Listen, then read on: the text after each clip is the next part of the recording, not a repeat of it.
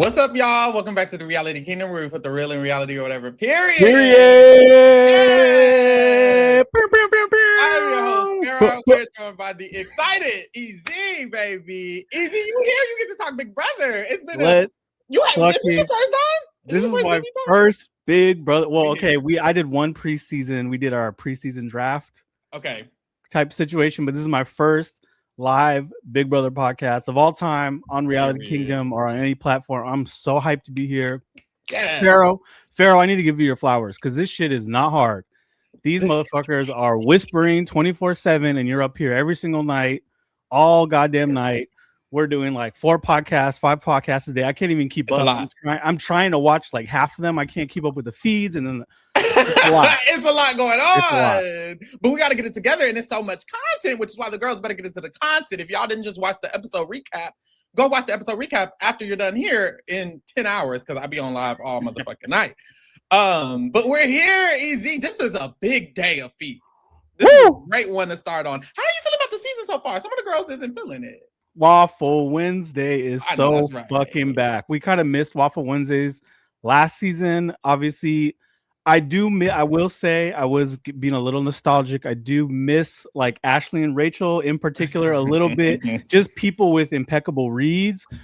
I will say the diversity pissed me the fuck off. Like it feels like we're going back to the fucking ancient times where you have 2 black women and a cowboy, and it just looks real bright in there, and it's frustrating. And then a bunch of white passing, people of color that are trying to fill the mandate or whatever they're trying to do. So that's frustrating and it's bothering me, but I'm trying to just lock in and enjoy this crazy social experiment that we do every summer. I feel like there's a lot going on for week 1. Usually week 1, it's kind of like chaotic and messy, but it feels like everyone's playing, or at least trying to play. Most people are trying to play. So that's fun. It feels like we have like almost a split house situation and like 3 different scenarios. People are going back and forth all day. So I'm having fun. How are you feeling? Yeah, I'm feeling good too. Like it's been, and you'd think I'd be pooped because I've been staying up and watching them, but honestly, I feel fine. The only thing is my lower back. Like, you know how Taron Armstrong be standing up, walking on his pad? I see why the fuck he do it, because baby, that lower back, I got a pillow under me today. I'm like, it's kind of too much going on down there. I need to get that right. But other than that, I'm chilling. Like, I'm having a good time. This was a great day of feeds, and it's a lot going on, so we got to get started. But first, if you are new here, first of all, subscribe. But also, make sure you understand that what we're going to do is we're going to go through the live feeds of the day, starting from last night all the way through to now, literally.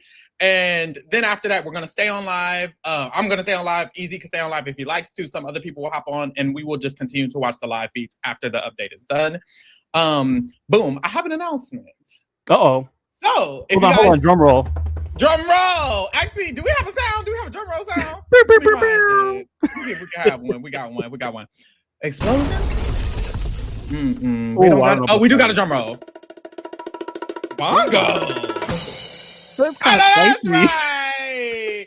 So, if you don't know, every season of Big Brother, I have a TRK after show. The TRK after show is where I speak to past Big Brother or reality TV or adjacent house guest players, people, humans, and just discuss their thoughts on the show, answer some questions from you guys, play a little game, have a little fun. And we are, of course, bringing that back this season. And it is time to announce our first guest of the year, baby. The first TRK after show guest will be Miss Bailey Dayton, the icon herself. Everybody get up! Let's fucking go. I'm so hyped. You gagged me with this one. I had like a list of 10 people I thought it might be. You gagged me. Oh, period. As I should. It should always be a gag. But no, the girls in the Discord were giving suggestions. I love Bailey. She's one of my favorite Big Brother players ever. I've tried to reach out to her before. And this time I was like, you know what? Let's do it again. Bow. I will be speaking to Bailey tomorrow. So if you would like to ask Bailey a question and have us have me ask it to her for you, you must join the Discord. The Discord is in the link. There is a whole tab for the BB28 TRK after show. In that tab, you will be able to submit a question to Bailey. You have tonight and tomorrow morning because I will be talking to her tomorrow morning. So good luck, baby. Send y'all questions in. I'll cipher through and ask the good ones. It should be a great podcast because Bailey is wonderful. So there you go. I'm hyped. I can't wait. What would happen if I just popped up like in the middle of the live stream? I feel like what you need to do is, if you're gonna do that, you actually gotta like really be charismatic and be fun and fresh, because I heard Taylor hopped in on one of our podcasts. Oh, I did hear that too. And that somebody wanted to really like kind of shoot they shot a little bit and they didn't really shoot. I feel like we put the real in reality, so you gotta be real if you're gonna that part. No shade. But we're here easy. Let's talk about these fees because it's a lot. Let's go. What a crazy fucking day. It's been crazy for no reason, I fear. Like, I'm kind of like, damn, is it? Well, actually, it's a good reason because I want it to be crazy. I enjoy the craziness. Yes. So we're here. Let's start off with last night, because last night while we were live, there were conversations happening. And I know some people were kind of like, ooh, what exactly went on during these conversations? And it actually is very important to what's happening today. So we have to kind of go back and rewind. We're going to start with the conversation that Dee, Drew, Barrett, and Angela had with Ashley, where they were like kind of guiding her, right?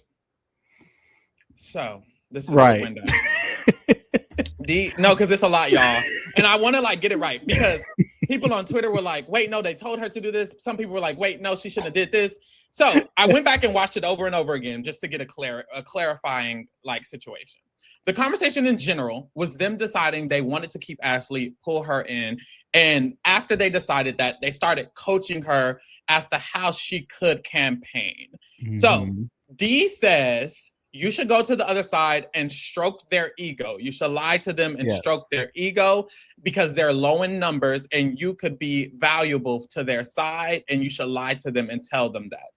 Then she extends it and says, you could just say vaguely, the other side is gunning for you guys. You guys need me. There's two sides. Y'all don't have the numbers. And then they followed up. I don't remember who said it, but someone followed up and said, don't be specific. I think Dee literally said it. She was like, don't be specific about who the sides are. Be vague. And then they asked her, what exactly are you going to say?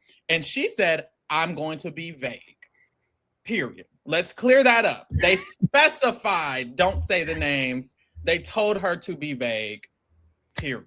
Right. I don't know where this narrative came from today, where people were saying Dee fucked this up. She told Ashley to expose their entire alliance, which at this point, including her, is like what, 9 people if you like count the Kirk family and the crossover. The Kirk family is crazy. That's damn near 2/3 of the house, which is insane. Yes. So just to like refresh y'all on that is what happened, and then we can kind of move forward. So Ashley does go do some of their plans. She talks to Taylor. They kind of encouraged her to do that. We saw Angela have that conversation with Lala and Taylor in the kitchen. And in that conversation, Taylor threw out that Ashley was implying some things, and Angela got a little nervous. And then she started spiraling. Angela has been kind of spiraling. As she should.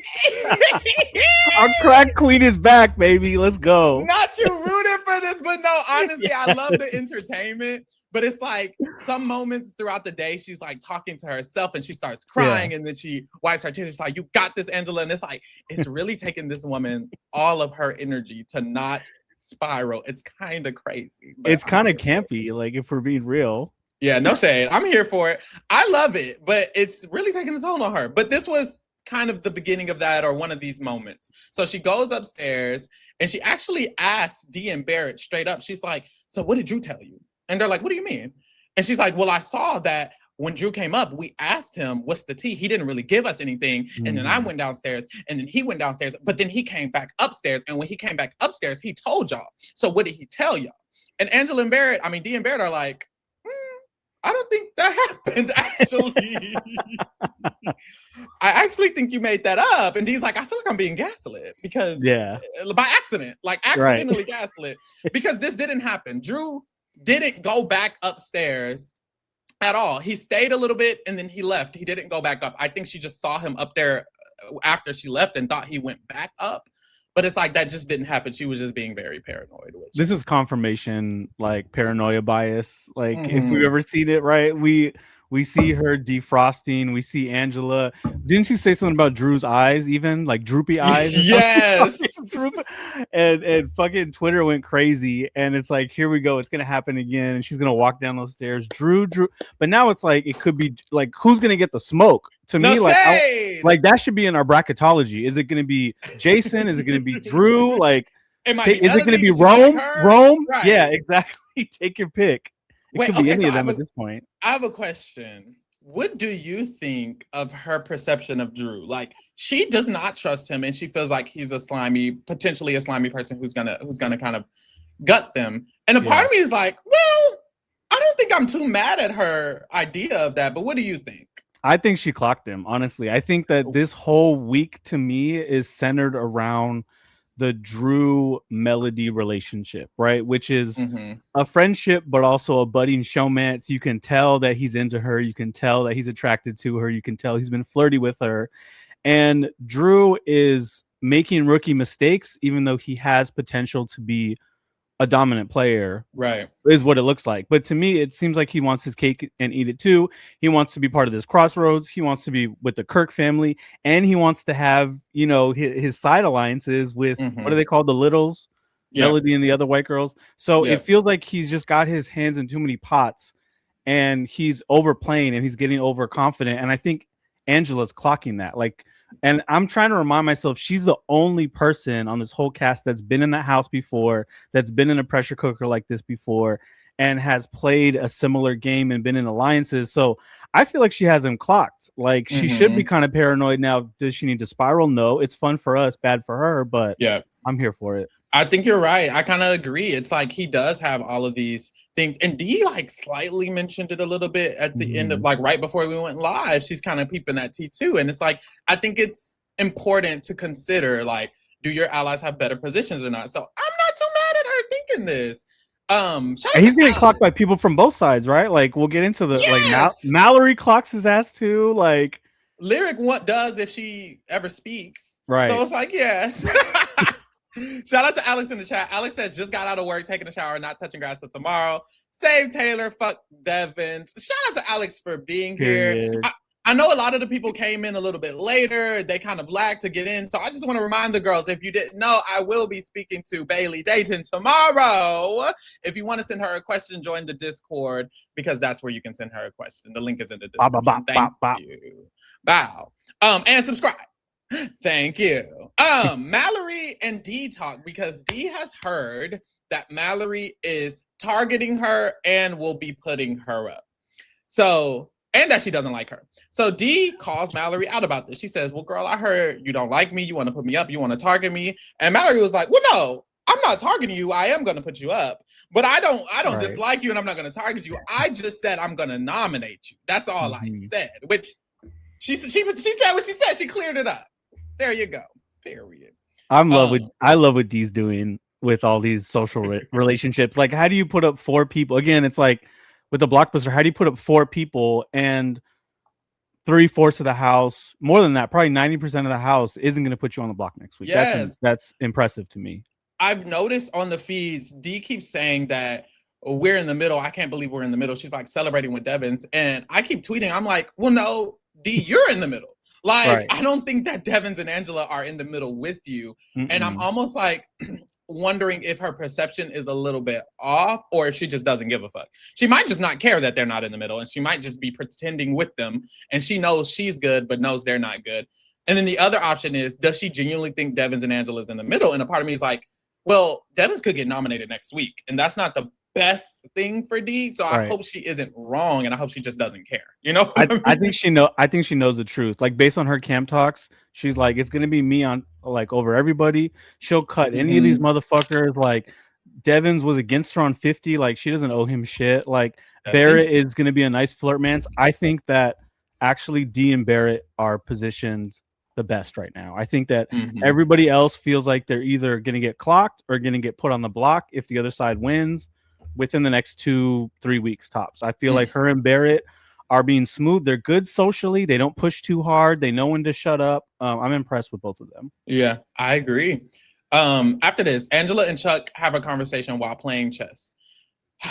They do this every night at this point, and it's the same conversation that they've been having, except now Angela is being a little bit more forward about pushing the fact that she wants a group to be made with their entire side, and she's trying to encourage Chuck to make it. She also had this conversation with Kamu and Haley separately, like, you need to come make this group and we need to do this. And she told Haley the same thing, and now she's telling Chuck the same thing. So she's trying to get them to make the group so that way it could be a solid alliance of 9, I think, 5, 7, 8 against the rest of the house. Oh, and Ashley. They want Ashley in it too. So at this point, it is still the 9 that she's trying to do. So that's what occurs there. After this, Devins and Barrett, they have a conversation. Barrett starts talking about what they need to do with the vote. And they're reiterating this, and y'all, put a pin in it. Like, truly, when it comes to the vote, everything is a grain. Everything is a grain until in the final jam, because at this moment, what they're saying that I'm about to update is not what they're saying currently. So I'm just telling you what happened. So what happened was, in this moment, they said that they are saving Ashley, and Barrett is just clarifying this with Devins. We are saving Ashley regardless, and we're evicting Taylor regardless. Currently, that has flipped, but at the time, it was the opposite. It was that Ashley is staying, Taylor is going. Boom. And the reason why this is such a mess, though, is that Dee told them, like, what, at least 4 or 5 times, if it's a tie, I'm breaking it to save Taylor. I'm not going to become enemy number 1. And I think she does a fantastic job convincing Angela and Devins in particular, the other icons, that this is the right move, because if she breaks a tie and evicts Taylor, now you're making 7 enemies potentially, maybe even 8. People are going to be pissed at you. You broke your word. You showed your cards. So she's already covering her ass. That's the only vote she could potentially make this week. Everybody else could be potentially exposed, and now she's trying to clean it up. Yeah. The gag is, it's not that if I was in the game that I would force a tie, but she would tell me that and I wouldn't give a fuck. Like, D, especially if I'm Angela and Devins, like, y'all are in a worse position than D, and D is the HOH doing all of this fucking nominating, getting people out, and she's in a better position. I wouldn't care. And I think she does, like you said, she does a good job, because Devins and Angela are like, oh my God, you're so right. We don't want to make you in a bad position. Like, they're helping her game. And it's like, well, no, like, let her break a tie, actually. And they are not clocking their position compared to her at all. And this is why Devins is a 2-time loser, Angela is a 1-time loser, and Dee is a champion. I know, that's right. It is what it is. And that's T. Earlier in the day, Jason had came to Devins and Barrett outside and they discussed a group, because Devins is trying to push Jason into this group with him and Barrett with him, just to kind of like make sure Jason isn't going after them. I don't think it's going to work. But in this moment, when he's talking to Barrett, he's like asking Barrett, hey, can you help me with Jason? And can you just agree to the group so that way he thinks it's kind of real and stuff like that. So that's what he's trying to do with that. And then he starts talking about the other side. He's like, okay, Rome has a group over there. If that's correct, they kind of reiterate this all the time. Every time Devins and these people are talking to each other, they reiterate, Rome is over there. He has all of the control. He's working with Lala and Taylor. There's also these girls. They're over there. They're not with us. We have our side. So it's kind of the same thing over and over again. And then he asked about Angela, because he saw she was being a little frantic. And Barrett just explains, Taylor told her a little something. She might have thought something about Drew. So that's kind of what that is. And, Devins has advocated for Drew. So he isn't really bashing Drew in this moment, and neither is Barrett. And that's how that goes. I wrote down what Angela, I finally found out. Oh, Lord. Her self-talk. She said, I'm going to pivot and talk to people. I'm going to be pleasant. And maybe I'll make cookies. Oh, Lord. No, y'all. When Angela was talking to herself, I was in tears, Pharaoh. I was in tears. I was like, wow, this lady is finding it. And honestly, I fuck with her. Like, I love that she's trying so hard. Yes. But I'm sorry, it was hilarious. It was hilarious. She's like, they don't hate me. they love me. They love me, and I love myself. And I'm like, yes, myself. girl, exactly. I'm going to be honestly. I feel like I'd feel the same way. Like 5 days in of all these people bullshitting you to your face and running around in circles, I'd be like, keep it together. Okay, D talks to Kamu. And Dee talks about this Haley situation. She's been planning this for a minute. Dee is a planner. Dee has been planning that she is going to talk to Kamu because he hasn't talked to her in 2 days, and he is going to say, she is going to say that I'm hurt that Haley told me about the plan you came up with to backdoor Lala and you didn't. So that is exactly what she does. She's like, I'm hurt that Haley told me about the plan and you did it. And Kamu, this is my thing. I think Kamu does do a good job, unfortunately, because he basically, he's falling into her trap. That's the gag. Like, she wants him to feel remorseful and say, well, no, I do trust you. And no, I do have your back. And then start giving her information. And that's exactly what happened. He does that, and then he starts telling her about Lyric and how he's talked to Lyric more and more. But when I talk to Lyric, she doesn't give me anything. Oh my God, easy. The amount of people who have noticed that Lyric doesn't give them shit. They're getting annoyed with Lyric. Devins was like, I can't wait to put her ass up. She doesn't even say shit to Rome half the time. Literally. He's just bossing her around and acting like this weird little couple where she's the baby, and it's just it's just weird. It's creepy. And I'm like, if you're gonna cuddle up all night for 7 hours a day, at least talk about the game. Like, they're already, like, to me, okay, they're already saying this is Rome's side of the house, which first of all is based in patriarchy and all that shit. Like, the girl, like the 3 girls are the ones that are like moving shit, and Melody, really the 4 girls, like, are at the center of that.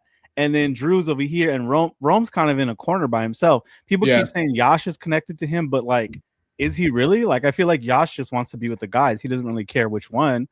I agree. So anyways, that's frustrating, but I'm just like, how are you all, like, they're already putting you all together in a group. Like, you might as well make it happen. I'm curious, what do you think about Rome? Like, what is he doing?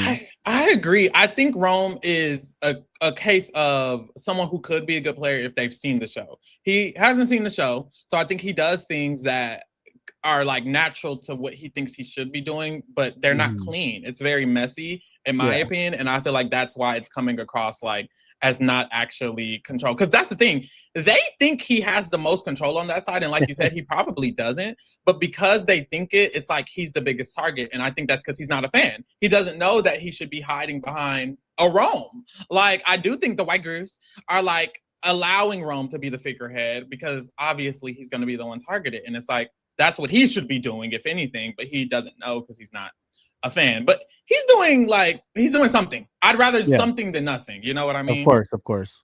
So yes, in this conversation, D starts kind of encouraging Kamu in a way that he thinks he's doing it to create a 9-person alliance and that they should save Ashley. And by the end of this conversation, he thinks he came up with the plan to create a 9-person alliance and save Ashley. She played this man easily. I love this. I love this so much. Like, and these are the things, like, shows like Survivor, we're always like, oh, imagine if we had live feeds, right? Like Survivor 45, Survivor 4050. Like, first of all, probably half of these people will get canceled. If not publicly, but then at least by From the Kingdom, we cancel half of their asses for being problematic. But on the other side, like, I want to see that those intimate social relationship gameplay, like the fact that D is using like Kamu's machismo to be like, and she keeps telling everybody, she keeps telling her closest allies, let them feel like they're in charge, let them feel like they're coming up with these ideas and planting those seeds and letting him run with it, so that you have three shields, which is incredible. I'm impressed. No, 100%. And so he leaves, and she stays in the HOH room, and she talks to the camera, and she lets us know that Rick is her number one. You know what's crazy? I almost was like thinking that maybe he isn't. I'm not gonna lie. Yes. I was like, I like, before she talked to the cameras, I was not expecting her to say that. I thought she would choose a newbie or something like that. But she says Rick is her number one, and that Angela is also her number one, even though she's paranoid. She's like, her 1B. Her 1B. And she talks about the crossover. She's like, okay, and we have this alliance called the Crossovers, and I also have this alliance called the Red Corner, and it has these other people. It's Haley, Chuck, and Kamu. And of them, Kamu is the one I like the most. I genuinely would work with Kamu. The other ones I kind of don't care for, but I kind of low-key want to protect Kamu. And then she says she's in the middle. She's like, I think we're in the middle. I don't think anyone is saying anything about Devins. I don't think anyone is saying anything And this is when I was like, okay, girl, you're a little off. Yeah. But it doesn't matter. It's not her. Like she is seeing it through her lens, and I know she knows they're a trio, but other people aren't equating her position to Angela and Devin's position. Multiple people are willing to nominate Angela and Devin's, but they aren't going to nominate D. And it's like she just, I think, is a little bit off. But hey, it ain't her. I actually think her having Devins as the number one is the right move, because I actually think that Barrett is more dangerous because he's more connected, and socially he has a lot in like everybody wants to. He's one of those people that everybody thinks that they're with, and that they want to include him in everything. Drew is a red flag. If you get too close to Drew, like that boy's gonna flame out. Like I wouldn't even be surprised if he's like a backdoor option next week. You know what I'm saying? Yeah. Angela, people don't see her as a threat, even though socially she's doing well and she's doing a lot, and people are going to start clocking her tea sooner than later. But Devin's, like, we said it, we were talking about it yesterday. Like, I'm curious your thoughts. I'm having a few. I know it's week one, Pharaoh. I know it's week one, but I'm having a few moments where I'm asking myself, and I'm asking the rest of the kingdom, why is this man here? Oh Lord, he doesn't seem. We did our rating. We did our player rating, and I gave him, I think, a 5.5 because he's not horrid. However, he just doesn't feel to me like he has the knowledge of someone who's played these social strategy games. It feels like he is a fan of. It almost feels like he's Melody. Like, no shade, like just a fan of Big Brother. So he can play that's a little harsh. I said what I said. It almost feels like he's just a fan, and he feels more. And this is, I guess it is shade. He feels more like Barrett and Drew than he does like D and even Angela. D and Angela feel like they have prior knowledge and they know what they're doing. He feels like he's playing for the first time, which he is playing Big Brother for the first time. Right. So it's not even really shade. It's just, I think there's high expectations for a previous Survivor or Big Brother player. And I feel like D feels a little bit more aware of what's going on, and so does Angela. And Devin just feels a little bit more like a new fan of the game who's playing for the first time, which is just interesting. It's just interesting. It's not shade. It doesn't have to be shade.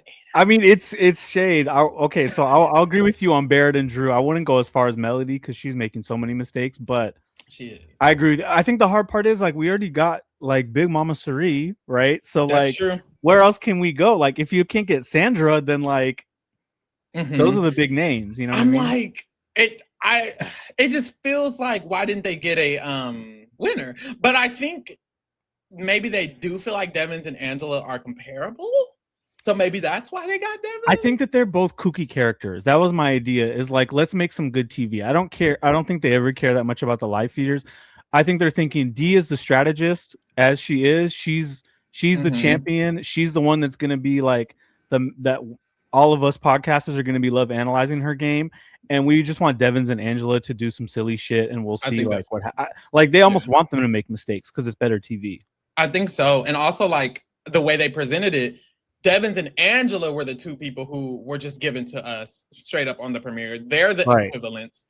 And then D is like above them. Clearly. Yeah. And it's like they know that. But also it's like, girl, if you're a fan of the game and you see how they introduce them, everyone should know D is going to be a powerful player, whether you've seen Survivor, whether you know her, whether you don't. Like, Big Brother is telling you this is Rachel Riley's replacement after she gets dropped into the volcano. This is literally it was a dinosaur. She came out of the same jungle that a dinosaur came out of, fucking Velociraptor. Literally. And they're still up here talking about she doesn't understand the game. She doesn't know what she's doing. God. And it's like, I don't know what happens when people get in that house. It's like I just don't understand. And I get it. Work with what you're working with. Don't just assume D is going to be the best player in the world, but like, also don't not assume that she's going to do good when she's clearly the legend that they're bringing in. Like, whether you know her or not, you know how she was brought in. Hello. We know what that's about. She's pretty. She's young. She has an accent. She's Latina. She would have got me. She would have had me. I mean, dare I say. So Kamu does talk to Devins, and he pitches this plan. The plan of bringing the alliance together, adding Ashley. It's going to be 9 of them. Boom. So on the other side of the house, Mallory and Lyric, they have a conversation, and Mallory lets her know what Dee just told her, that people are letting her know that she has said her name and that Mallory is allegedly targeting her. And Mallory's getting worried because she's like, well, girl, who told her that information? I don't know who told her, and I've only told a few people. And I could have swore that same day was the first time she told Barrett. And in my mind, I'm like, well, Mallory, you need to put 2 and 2 together. You told all of these other people days ago. The only person you told today was Barrett. And she wasn't thinking. She didn't figure that out, maybe. She felt like it was Jason.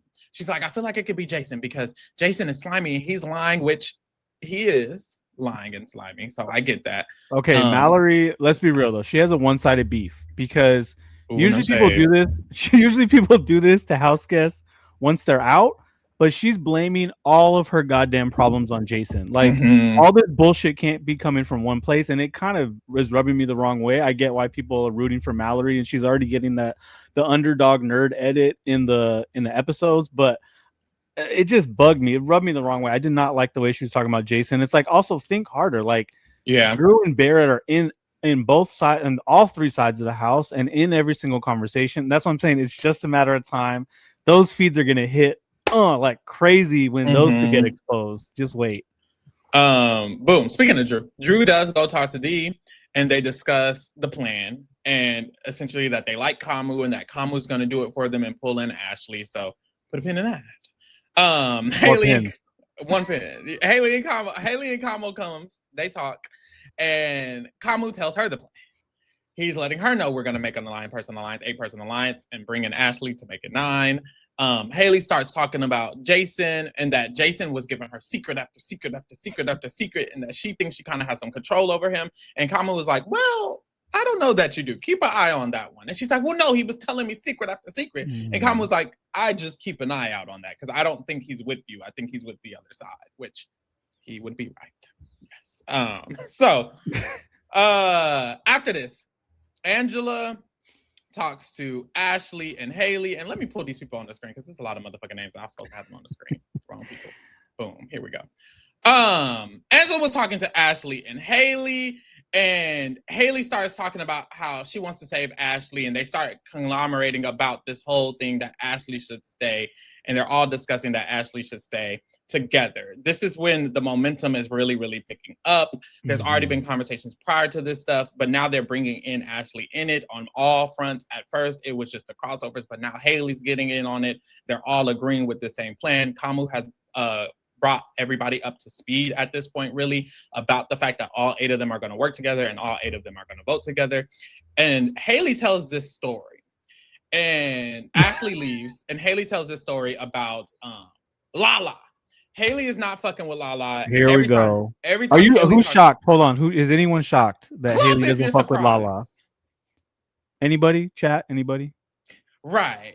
Haley does not like Lala, and every time she talks to Angela, they have to gossip about Lala. And this is really from Haley's point. I don't know why Haley always does this, but it's because she wants TV. That's the Angela low-key is clocking, because Angela's like, every time I talk to Haley, she's talking about making TV between me and Lala. So she says, Lala made a comment in the kitchen earlier, and she mocked her because Haley said, Angela. And after she said it, Lala started saying, Angela, and she felt like she was mocking her, and she didn't like that, I guess. Any excuse. And who's shocked that we go from Haley talking shit and trying to stir shit up from Lala to later in the night trying to get Taylor evicted? Right. Ooh, shade. After saying she wasn't gonna do it because she promised so much. I promise. And her word is her bond. Her word is her bond. Then they talk about Jason. They both kind of get to the agreement that Jason is not to be trusted, even though Haley was just saying that she thinks Jason was trusted. She talked to Kamu, and now she doesn't really trust Jason. I think Kamu just influenced her, honestly, because now when her and Angela talk about it, she feels like, okay, wait, I can't trust Jason, which she can't, I would say. After this, Devins and Dee gets to talk quickly. They confirm that they are keeping Ashley at this time. And they have convinced the cool kids that they think it's their idea that we're keeping Ashley. And they kind of gag about being in the middle of the house. They kiki and cuckoo about it. Period. Cool kids. How did they become the cool kids, first of all? The cool kids. I'm like, what is it? I'd call them the losers, personally. Right. I call it the January 6th. We need to alliance. We need to start being more creative with the names. Every feed recap I've seen, when we go back and watch Reality Rewind, every New Era season, there's always a cool kids. There's always a group where people are calling them cool. Let's find a different term, because they don't be cool. Like, let's clear that up. They don't be cool as fuck.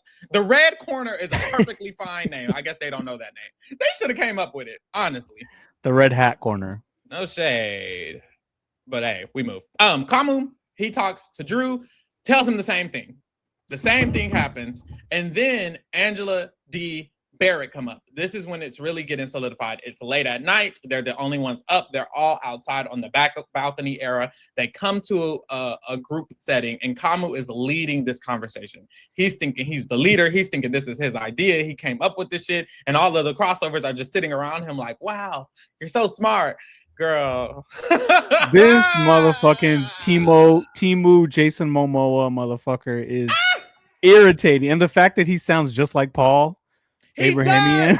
Girl, no, the girls I was falling asleep on the feeds the other night, and I was like, oh my God, Paul's in the house. They trying to gaslight me because I swore, I said last night, I said, he sounds like Paul. And they're like, I don't think he does. Yes, really, the fuck he does. He really does. He has the same like inflection in his voice. Yeah. Like, it's right there.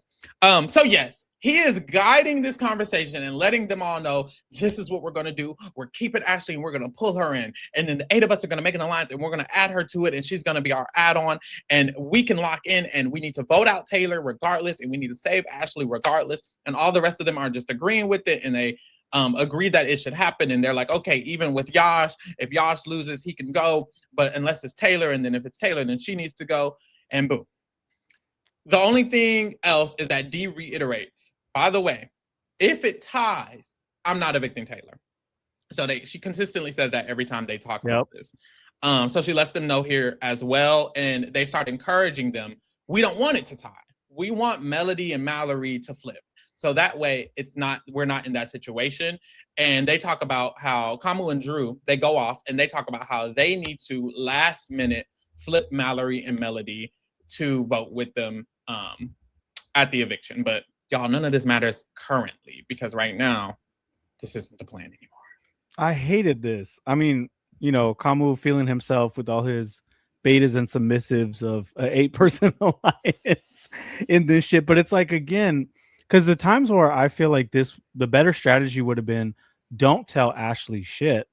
Be like, she's a mess. She's spilling people's tea everywhere. She's not connected. She doesn't even have a number one. Like, still right now, she doesn't have a number. From an hour ago, she doesn't have a number 1 or a number 2. Like, she's just a pawn in everybody else's game. Why not just not tell her shit? Organize your own votes, and then last minute let her know, like, if she wins Blockbuster, which way she's going. Yeah, like, it's that simple.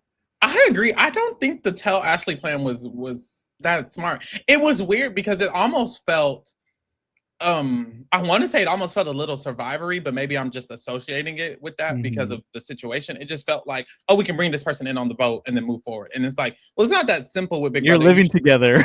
Yeah, like you probably shouldn't tell her all of these different strategies, and you probably shouldn't let her know exactly who's saving her and then expect her to just not do that. Everyone is also not that smart of a player, you know what I mean?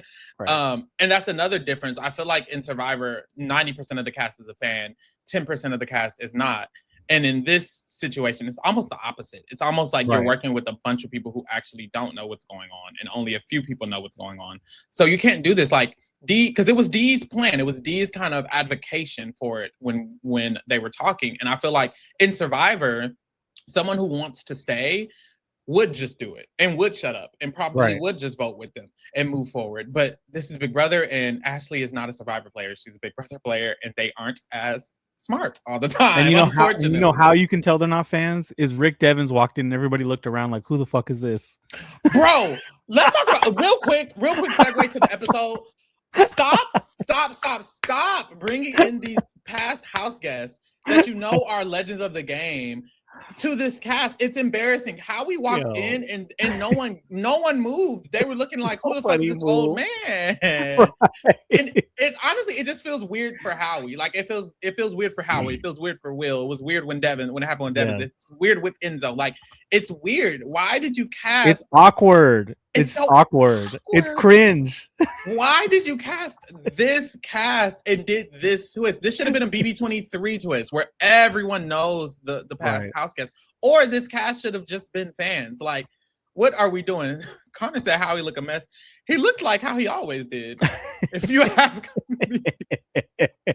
No shade. No shade. Look the same. But yeah, that's just so weird. But anyways, that was the last conversation of the night.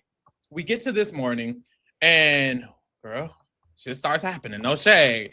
Initially, Drew and Baird are reiterating the plan to Devins because he wasn't in this last conversation with Kamu, but they're just letting him know what we're going to do with vote and how we're going to try to flip Melody and Mallory at the last minute. Boom. Melody and Lyric, they have a conversation and they're trying to figure out the vote. Melody, Lyric, and Mallory have been confused about the vote for days. Like, they don't know where to go. They don't know. It's giving Lost Faithful, honestly. And like it's like Drew's a traitor, and those three girls are all like faithful, like, what am I missing? Why am I still here? Like, and it's like, but this game is so long that sooner or later all this shit's gonna get exposed. And that's what I'm excited for. I think so. But yes, this conversation and a lot of their conversations before today, they're just so lost on the vote. And it's because they're not getting information. This is what pisses me off about like Mallory and Melody, specifically Melody. Girl, Drew gives you shit. Right. When they talk, he doesn't give her any information. That's why you're so confused. And now you're not confused because Drew is actually telling you that they're on the same side now. Now the vote is on the same side as your vote. So now you're getting the information. Prior to this, you were getting nothing because he wasn't working with you. And it's like, she's so confused talking to Mallory and Lyric. And it's like, girl, you have a whole nother ally who talks to everyone in the house. You see him going around. Why has he not told you no tea, girl? Think. And he's not even being slick. He's going back and spilling every single conversation he has with her and those girls to people that have been playing this game for years and just fucking giving it to them on a platter for free instead of keeping her close. And as soon as she finds out he's been bullshitting her this whole time, it's going to blow up in his face. I think so too.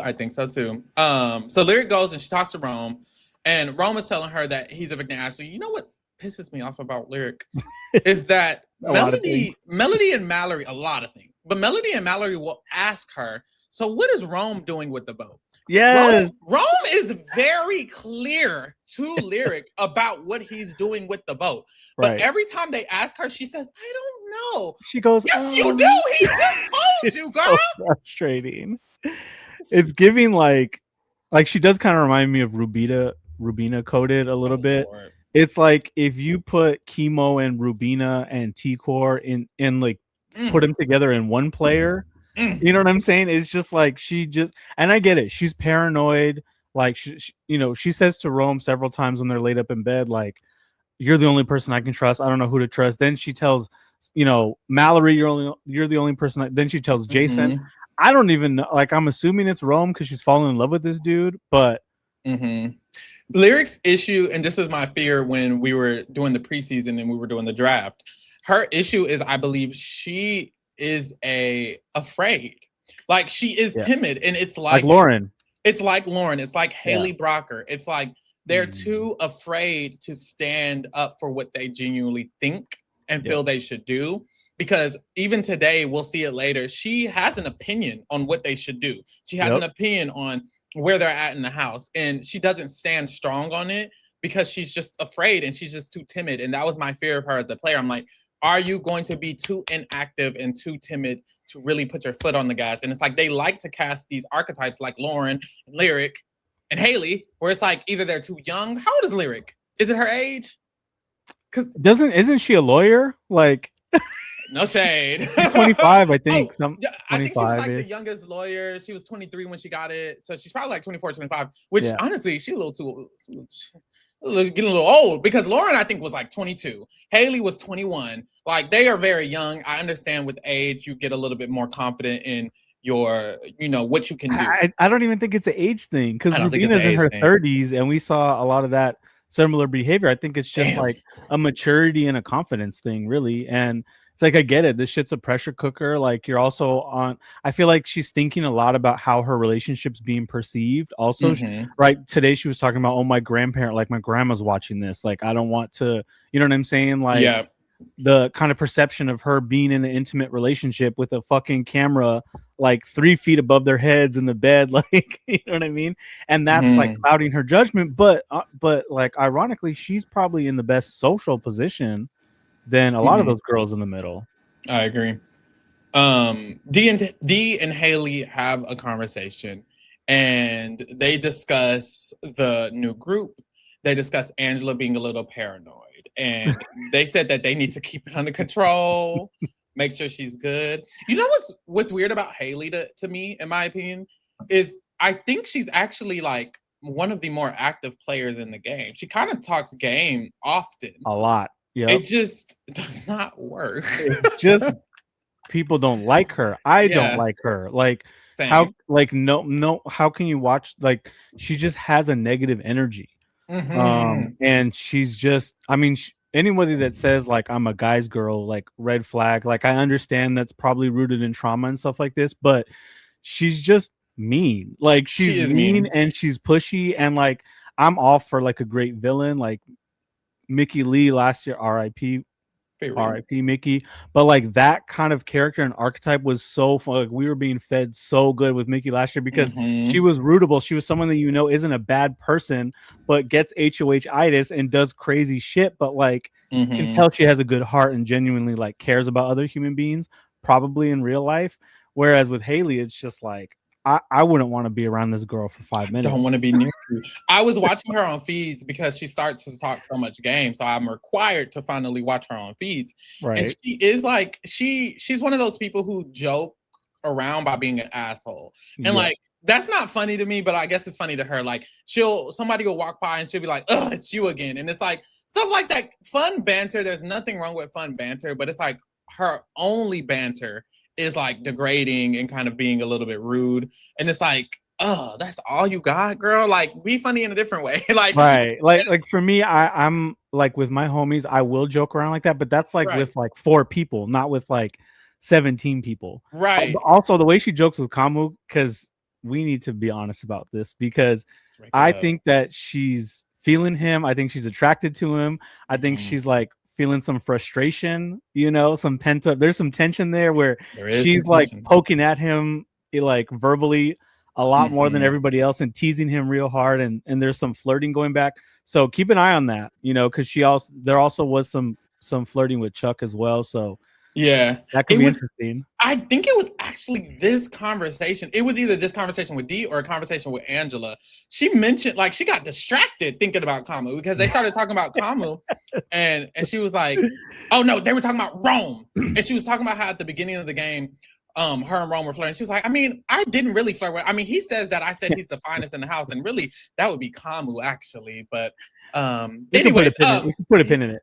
And it's like, girl, you think about Kamu, we talking about Rome. Like, your head in the wrong place, no shade. But I think she's into him. And I don't think he's that into her. No shade. I think he's into Kamu, Kamu's into Dee. And Dee might be into Barrett. Child. Wait, who's into Kamu? Haley. Oh, I said he. I think Haley's into Kamu and Kamu's into Dee. And Dee is into Barrett, potentially. Yeah, but Dee will flirt with anyone to get further. I know that's right. She will. And also, I don't doubt that Dee wouldn't think. Dee has also mentioned that Kamu is the finest man in the house. She said it before as well. So, hey, put a pin in that. Angela talks to Dee again, and she's pressing her about Drew because she feels like Drew is having conversations and not telling them. And Dee is just reassuring her and saying, "Girl, it's fine." This happens throughout the day. Angela consistently. 3 times. 3 times today. She consistently is bringing up Drew. She is scared of Drew. She's not vibing with it for sure. Drew and Dee, they talk, and they are reiterating that the group is good. Drew says he likes the group. He says the only person he's worried about is Haley because he don't trust her and he don't really talk about her. But he doesn't think that she'll flip or anything like that. So he's okay with it. for now. Dee says they got to be careful because Kamu is easily swayed. Like, we had one conversation with Kamu, and now he wants to vote out Ashley. He's clearly easily swayed. Not just easily swayed, but like I'm gonna take the reins and now like get on my back. Like I'm the alpha. Like I'm running this shit. Swayed. Like, exactly. Oh, also in that conversation with Haley and D, there was one more thing she mentioned. She mentioned Devins. Haley said, "Do you think Devins would flip, or that he'll turn on any of us?" And D says yes. she says yes to Haley, but I thought that was interesting. I feel like Haley doesn't really trust Devins that much, and we see here Drew doesn't really trust Haley. I don't think any of them really trust There's Haley. a lot of natural cracks between crossovers and the Kirk family in the bottom, and I feel like they're going to continue to grow and grow, because I'm feeling like even if one of those 8 wins HOH next week, they're going to spend 48 to 72 hours arguing and debating over which 3 people to put up from the other side. That it could implode and one of them could end up on the block anyways. That's what I'm excited for, low key. I do agree, which is why I'm slightly surprised that D specifically doesn't have any strong strategic connections on the other side, because I'm almost like, well, girl, they gonna fuck up. Angela might flip. The Red Corners finna all go home. Devins is a huge target. Barrett and Drew have parachutes. I need D to actually low-key be Jason's final 2 or something. Like, she kind of does need Taylor, Lala, and Jason, I feel, because the white boys got the white girls. But she could get Lala, Taylor, and Jason on her side, and I think, honestly, she probably will start doing that. That's what I'm thinking. When she's not HOH. So, just... that, like, that's the kind of shit that, like, you know, players like Ashley and Chelsea could pull off, and I honestly think Dee could do it too. I honestly think she is thinking about this, and I think it's smart. She's playing the long game, and she's still being social with these folks. Like, nobody feels alienated by Dee. Like, the fact that she was able to flip Mallory after putting her on the block and be like, I really like Dee after that. I think she's already plotting stuff. Like, they have like a fake little like Latino thing going with Drew and Jason. Exactly. So I mean, whatever, it's something. Yeah, I think she can use those things, and I hope she does, and I'm sure she will. That's the thing. It's week 1. She's pacing her game, and I feel like other people are not, but she knows what to do. Exactly. So Jason and Angela are sitting in the living room. They're on the nomination chairs, and they're clearing the air, I guess. They're like just talking about how both of them feel like there's some tension and etc. And Jason's like, well, I thought you said this. And they had multiple of these too. They've had like 2, maybe 3 clear the air conversations between them throughout the day, because they feel the tension. It's literally that strong. Jason feels Angela not liking him. Angela can feel Jason not liking her. So it's like every time they come across paths, they have to like stop and be like, look, girl, is there a problem? And I feel like it's really like Jason, Angela, and Lala are like 3 massive like mother tier personalities. Yeah. Like, and there's just like, they're almost so big that there's not enough space in the backyard for all, like, they're gonna bump into each other over and over again.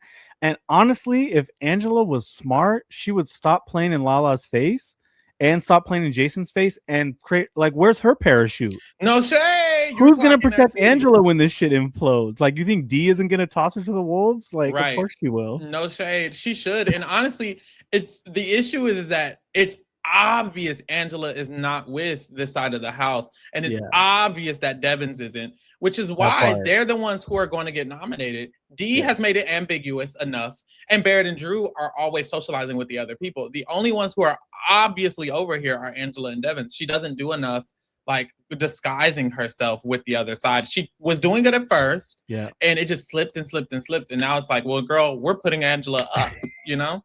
So yeah.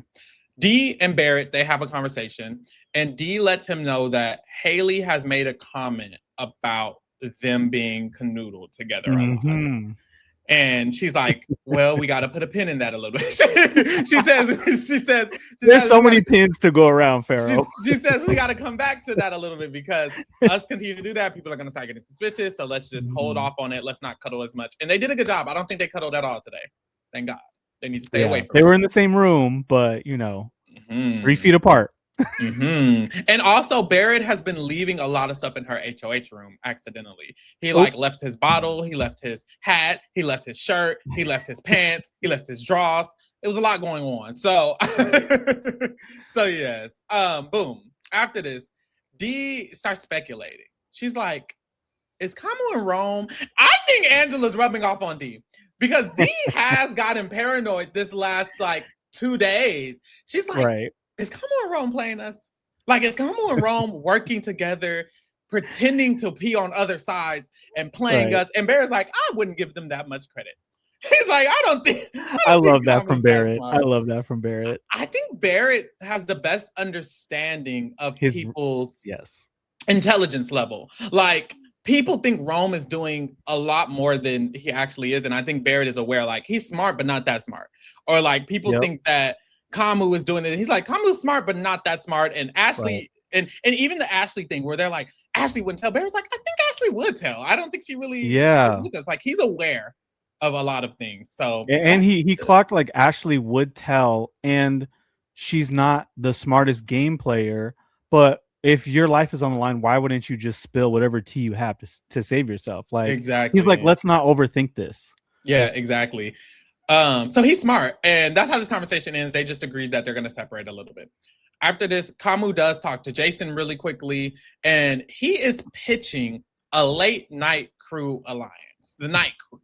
He's saying there's a couple of people who stay up late every single night, which is himself, Melody, Jason, D, Barrett, Drew, something like that. But a lot of the people who stay up late at night, baby, it's fake. It's fake on all ends, which is why I can't even remember who the fuck's supposed to be in it.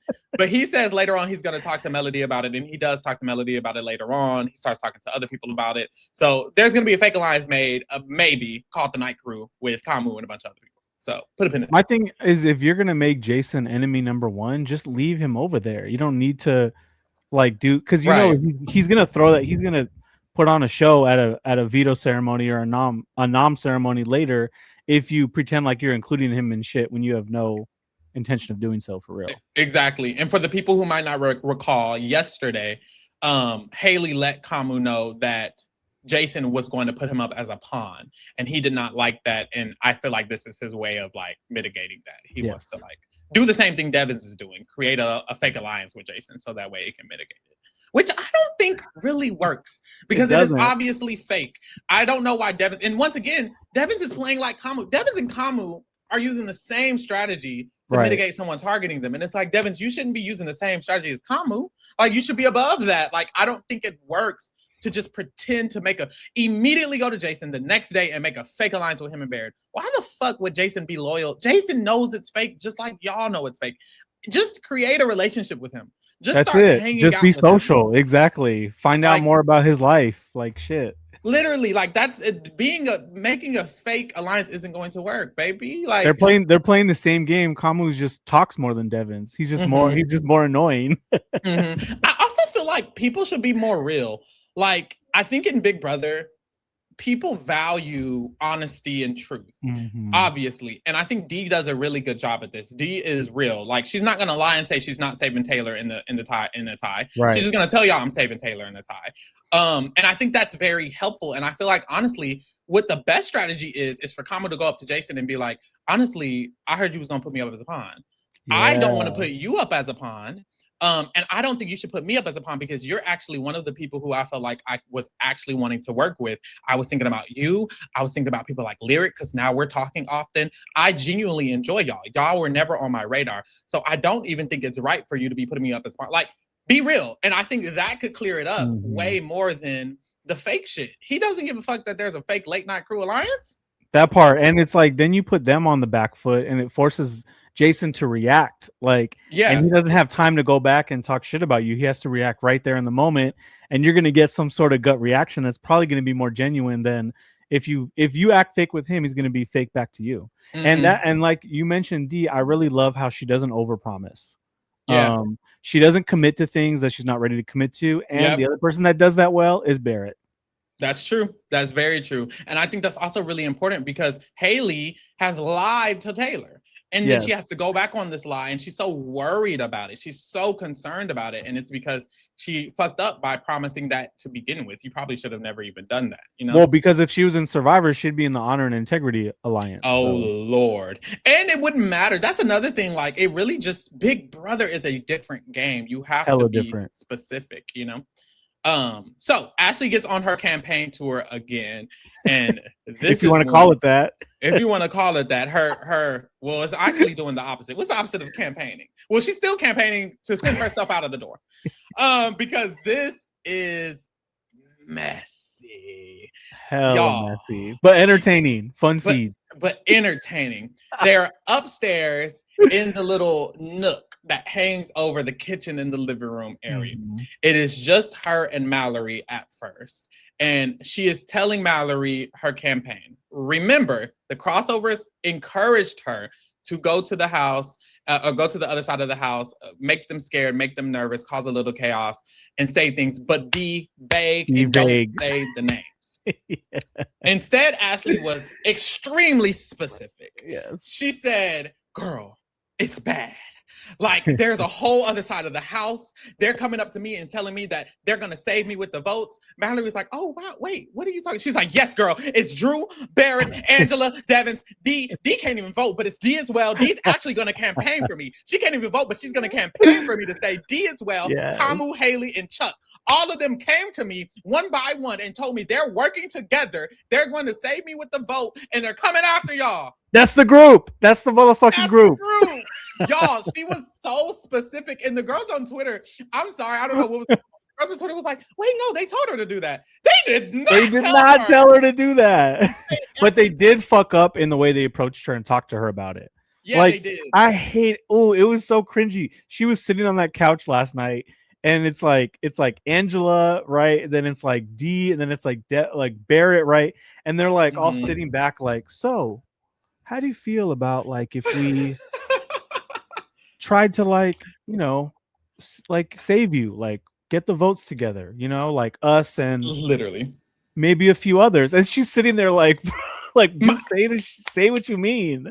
Mind you, it's a whole alliance. Like, why would they sit there as an alliance and do that? I don't know. And my theory, and girl, I don't know if my theory is right either, because Ashley do seem just a little lost. But my theory was Ashley said this on purpose. I was like, she said all of their names because she genuinely likes Mallory, and she wants to be honest with Mallory and tell her all the names.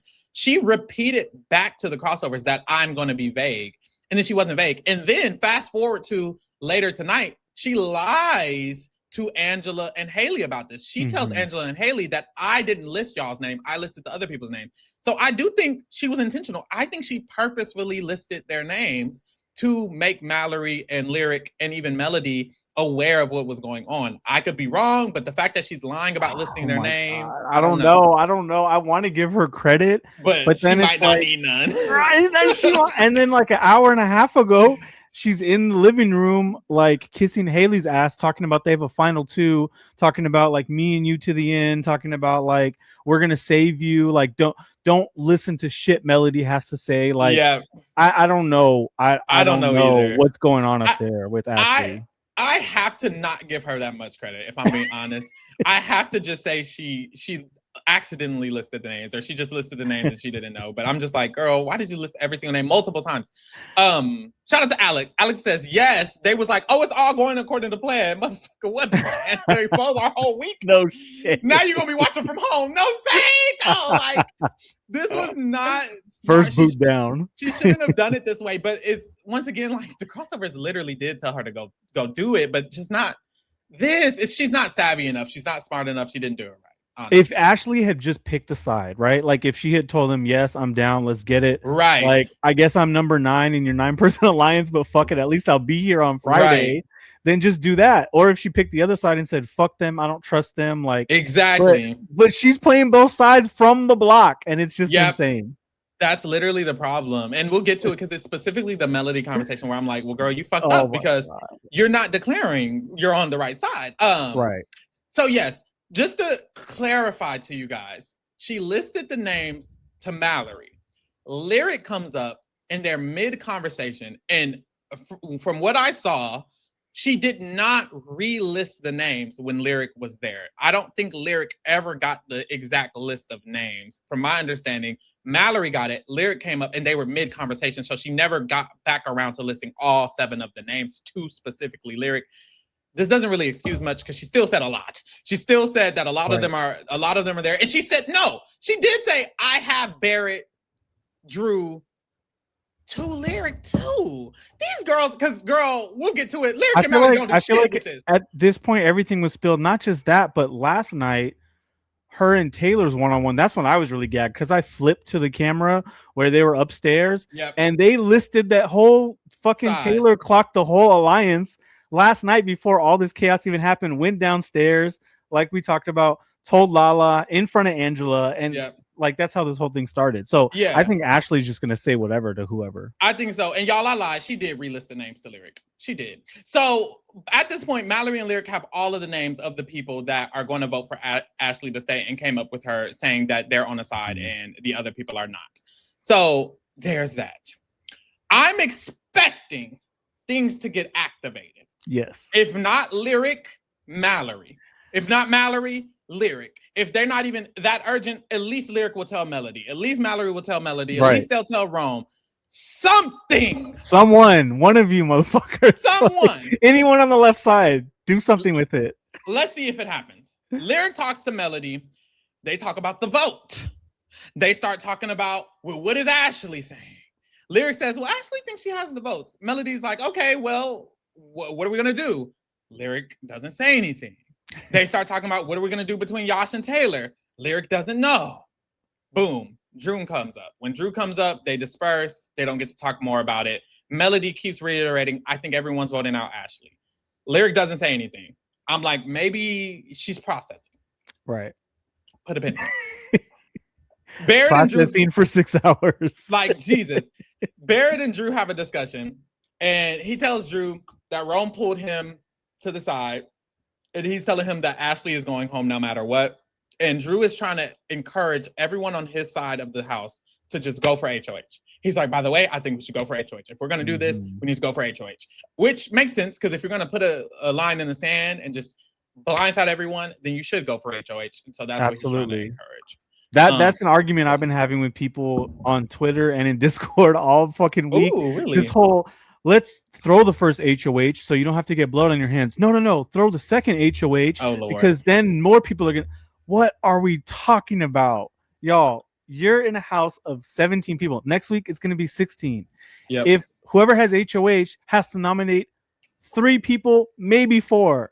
Without you even being in an alliance, that's 25% chance of you going on the block just by sheer numbers alone. Let alone Blockbuster, let alone all the alliances. You got to take that motherfucking power every time you can. Period. And then people are like, whoa, the issue is look what happened to the first HOH the last 2 seasons. They blew it. And then Vince literally went to the end and almost won if he didn't make all these terrible decisions and backstab even Angela all his own allies. 6. Angela could have won. The people in the jury were talking about how they liked Angela's game and she made it part. So you think they should go for every HOH? Is there a situation you should throw? Who should have thrown an HOH? I literally, like, what is the purpose of it? Like, it's the one thing that gives you safety for a whole week. Like, fuck everything else. I'm safe for the week. People are going to come to me. People are going to give me information. I'm going to build whatever alliance. Like, it gives you all the power. It gives you all the cards. It gives you all the control. Obviously, people are still going to lie and play in your face, but, like, they're afraid of you for 4 or 5 days. That's insane not to go for that. I don't care what position you're in. This is not season 2 or 3. This is not Dr. Will. Those days are over. We have a veto. We have a Blockbuster. Like, there's 4 people nominated this week. It's just crazy to me that people still say that. I think you should, in my opinion, you are only allowed to throw if you are literally sitting in the HOH and you can see that the person next to you is someone who you 100% know will never put you up. Like a showman's. If it's Lyric and Rome, and Lyric doesn't want to get this blood on her hands, I will not be mad if Lyric throws it to Rome. I will not be mad. You're saying if like they're the final 2 in a comp, it's only Rome and y'all are in a tiebreaker and you just write 3,000 or a crazy number. I think I will allow that. Any other scenario, you got to be winning that, baby. You gotta be winning that. Like, you really got to be winning that. But one situation I remember, we were just doing the reality rewind for Big Brother 7, which is an old school season. A lot is different then. But there was a week where Erica threw the HOH to Danielle. And I felt like Danielle probably should have just threw the HOH to Erica because it was an obvious, glaring 4-person season 6 alliance in the top 10 that every single person was going to target. That's a situation that's so specific that, like, you can just throw it. So it has to be specific scenarios, you know? It's like 3%, maybe 5%. But other than that, you got to win the HOH. Take the fucking power. Get that key. Get your safety. I do agree. So after this, Lyric talks to Rome. I'm like, okay, we're going to get somewhere. Lyric says, Rome, we're on the outside. I know it. I just know it. I just know we're on the outside. We're on the outside. And Rome is like, I don't know. I don't know if that's the case. I don't know. Hold on. I don't know if that's the case. We're on the outside. I know it. I just do. I do.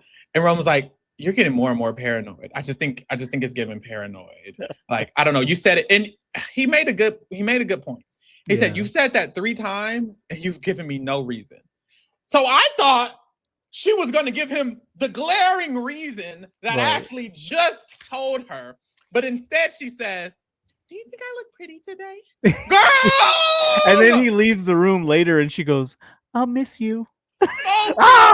What are we doing? Play Big Brother, please. I beg you, just play Big Brother. This was ridiculous because you don't even trust Rome. Like, I don't understand. Is it that she doesn't trust? At this point, she's talked to Melody and she's talked to Rome and she has given them zero of this extremely vital information that Ashley just gave her. And I'm like, are you not do you not trust anyone? So you just can't reveal any information ever? Or are you just that dumb? Unfortunately. I was trying to think of strategic reasons too. Like, she doesn't want to burn the people that gave it to her, but it doesn't matter. That's supposed to be your number 1, number 2. Doesn't matter. And then Ashley is encouraging. Ashley was encouraging. She was literally surprised that they didn't tell Melody and Rome. She was surprised they didn't tell her. She wanted them to tell them. Like, what the fuck? It's also a signal like, hey, maybe Ashley's trying to pick your side, not the other side. And if this shit's really going to be a split house, which would be fucking cinema, don't we need this girl who's just begging for a home, who has like a 1 in 3 chance of surviving this eviction? That's crazy. Literally. Girl, Alex says, shout out to Alex, dead ass, because week 2 and BB27 was sick. Jimmy nominated 5 people. All wrong too, besides Kelly and Kiana, who got off. But no, for real, there's powers in this game. If you're not HOH and someone has a power, then what the fuck are you gonna do? They could literally renominate you. So that is another good point. So after this, Melody talks to Kamu, which I think this is really funny. Kamu, the Red Corner, and the Crossovers are trying so hard to like leave these other people out of the vote. But what's funny is like they kind of agree with them on the vote anyway. It's like Melody is talking to them about how badly she wants Ashley to stay at this point. And like she's telling them like, I actually want Ashley to stay. I'm the closest to her of the 3 noms. And it's funny because it's like instead of Kamu just saying, let's just keep Ashley, he's like pretending that he doesn't really want to or he's unsure. Right. And then Drew comes over and he starts kind of doing the same thing, like, oh, we'll just have to talk about it later. And it's like, if y'all want Ashley to stay, just say you want Ashley to stay. Like, I'm almost like the only reason y'all don't have the numbers. 1, let's start at the beginning. They want to flip Melody and Mallory because they don't want it to tie.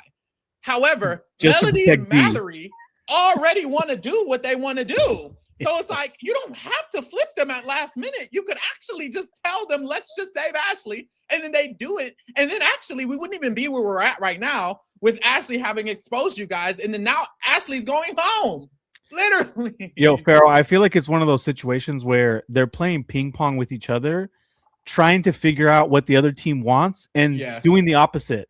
Yep. Whereas it's like, maybe you are just a line. And like, we'll get there with D towards the end of the night. Maybe it does make sense to just do the easy, safe thing and we can all sleep better. Yep. And literally, let's just fucking see who wins HOH and then we go back to war. Mm-hmm. I think they're just so concerned about the split and figuring out what's best and what's not and etc., which I do think is important to consider, but it's landed all of them at just evicting Ashley, who is like the least of a factor of the people on the block, unfortunately. But like, not just that, but if we're being real, what the crossovers in Red Corner probably should do is take Taylor out, because which is funny, because that's what Haley gets to towards the end of the night, and she's kind of pushing these last few hours is like, well, there's this guy Yash who only wants to work with men. Well, we have men on our team, and he's transparent. He's a terrible player. He has no alliances, no allegiances, no number one, no secrets. Like all his shit's on Front Street. Then you have Taylor, who's clearly aligned with people that we're not. Then we have Ashley, who doesn't know what the fuck she's doing and has nobody. Like, it seems obvious to me. So it's like, Taylor, they're not going to pull the trigger. What's the point? 1000% should be going for the crossover in the Red Corner. And what surprises me is that D'Angelo and Devin should know this. Like, I'm surprised that they don't. But I think the truth is that Taylor's the best player on the block. I think she's the best player who's nominated. So therefore, it's the hardest for people to come to the conclusion to vote her out. It's never really stuck. Even when people like decide, oh, it would be the best to take out Taylor. It always goes back every time, because this has happened throughout the week. Even within little groupings, people have considered it, and then they always go back on it. Even with the Red Corner, they were thinking it, and Kamala was like, well, I don't want to vote out Taylor. So they never really landed on voting out Taylor. It's happened over and over again. It's because she's truly the best player of the three nominees. I don't even know if it's best player. Well, that's part of it, but it's perceived as a shot, right? It's like, if you're taking a shot at Taylor, you're taking a shot at the people that Taylor fucks with, when everybody knows you had two options that are nothing burgers in terms of alliances. So now it's a house divided. Now all of a sudden Jason or Lala or Rome wins HOH. Now like there's nowhere to hide. In New Era, people underestimate the power of being perceived as a big shot, like a big threat or someone attached to people. Yes. Rachel Riley went unnominated off of that alone. Yeah. Off of that alone. And when she got HOH, she didn't give a fuck. She said, I'm putting the three biggest dogs up on the block together, and flipped all of them to be her allies in 1 week. Literally. Or what a fucking queen. Or even the season before that, Chelsea. They were afraid to even. Leah was shook. Leah was shaking in her boots thinking about putting up Chelsea. Just thinking about it, she thought she was finished. She was saying, it's like Voldemort. Like, she didn't want to say the name Chelsea at all. Yep. Like, it has been a theme in the New Era, just period. You can't, people are afraid. People are very scary players. Like, 90% of this cast is a scary ass player. There's maybe 3 or 4 people who are probably boss enough to stand up there and put up some big threats. Maybe a Jason, obviously an Angela, probably a D, and maybe even a Haley. Other than that, I think everybody else is scared. No shade.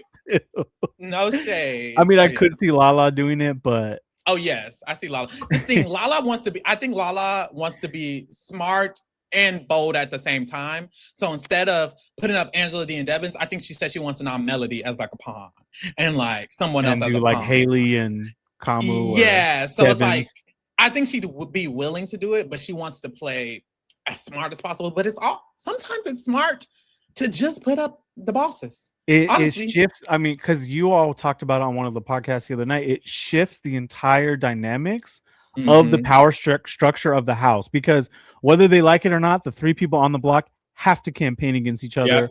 Whether they're meek about it or scary about it or direct, they have to. There's no other option for them. It happened multiple times last season when who put up Riley? I keep forgetting.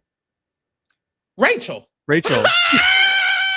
Rachel said all the big dogs are going up. That's a motherfucking queen. Because in my mind, I was like, no, I thought Rachel. I miss Rachel. I thought Rachel put up Vince. I thought Rachel put up Vince and Mickey and Morgan. She did, and she put up Riley. Riley. Damn. That was when Lauren was hiding from her, going up and down the stairs. Yes, and she was running away from Rachel. Oh no! She gagged the fuck out of Lauren. I'm sorry, because she said, if you take Vince off the block, bet you I'll pull up Riley. Cowboy, put that cowboy hat on the block. Oh, she gagged that shit. That's my motherfucker. Oh, we need her back, because why did they put that will in the house? We're not gonna talk about that. I know. Anyways, Mallory talks to Melody. So as a recap, Ashley have told Mallory and Lyric everything. Lyric has talked to Melody, didn't say shit. Lyric has talked to Rome, didn't say shit. Now Mallory is talking to Melody. I'm thinking, okay, Lyric isn't gonna say anything. But Mallory, she don't give a damn. This is Kelly 2.0. She gonna put it on the floor. She's a boss. She was just on the block. She was just on the block by like a day ago.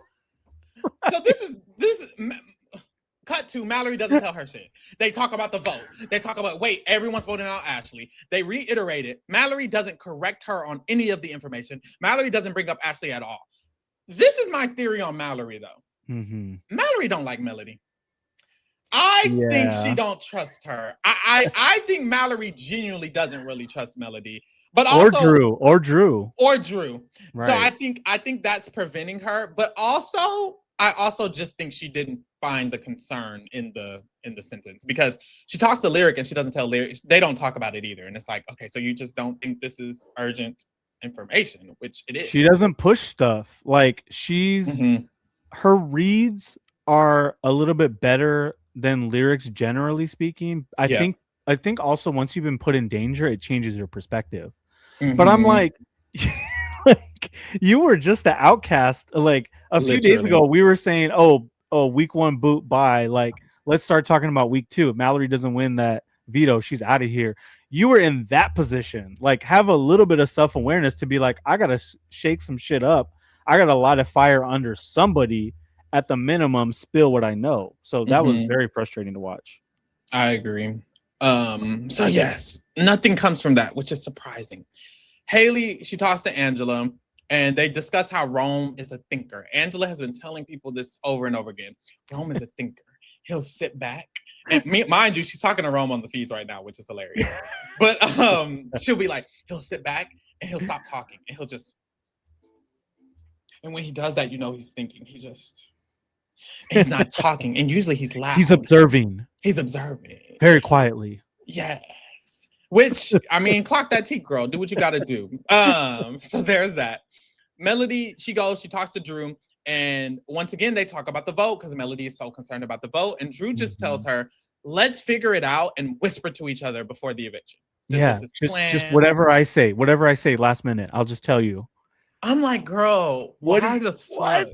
This was crazy work. Like, it's such a red flag. I'm like, okay, Drew, I understand you're managing this well so far. Like, you want to have your cake and eat it too. You have your parachute, you have your main alliance, you have your shield alliance. But like, if that isn't a red flag, I don't know what is. And the fact that he hasn't really faced real consequences for it yet, unless I missed something, is insane to me. Yeah, like you're supposed to be on my number one. Like, you're asking me about my relationship and flirting with me all day, and you're going to tell me, oh, I'll just whisper in your ear 2 minutes before an eviction is crazy. So boom.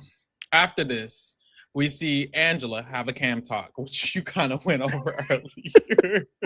But she also mentions in this cam talk, she's concerned that Dee might be upset with her. She thinks Dee might find her as a liability to the alliance, and she's worried that that'll happen, so she doesn't want that to happen, which I had the same concern, but it seems like Dee is okay with it right now. Dee is like, look, I'm just going to mitigate it and move forward. So it's not as crucial as Angela is worried about, so she has to talk herself down, and you love yourself and you're good, and boom.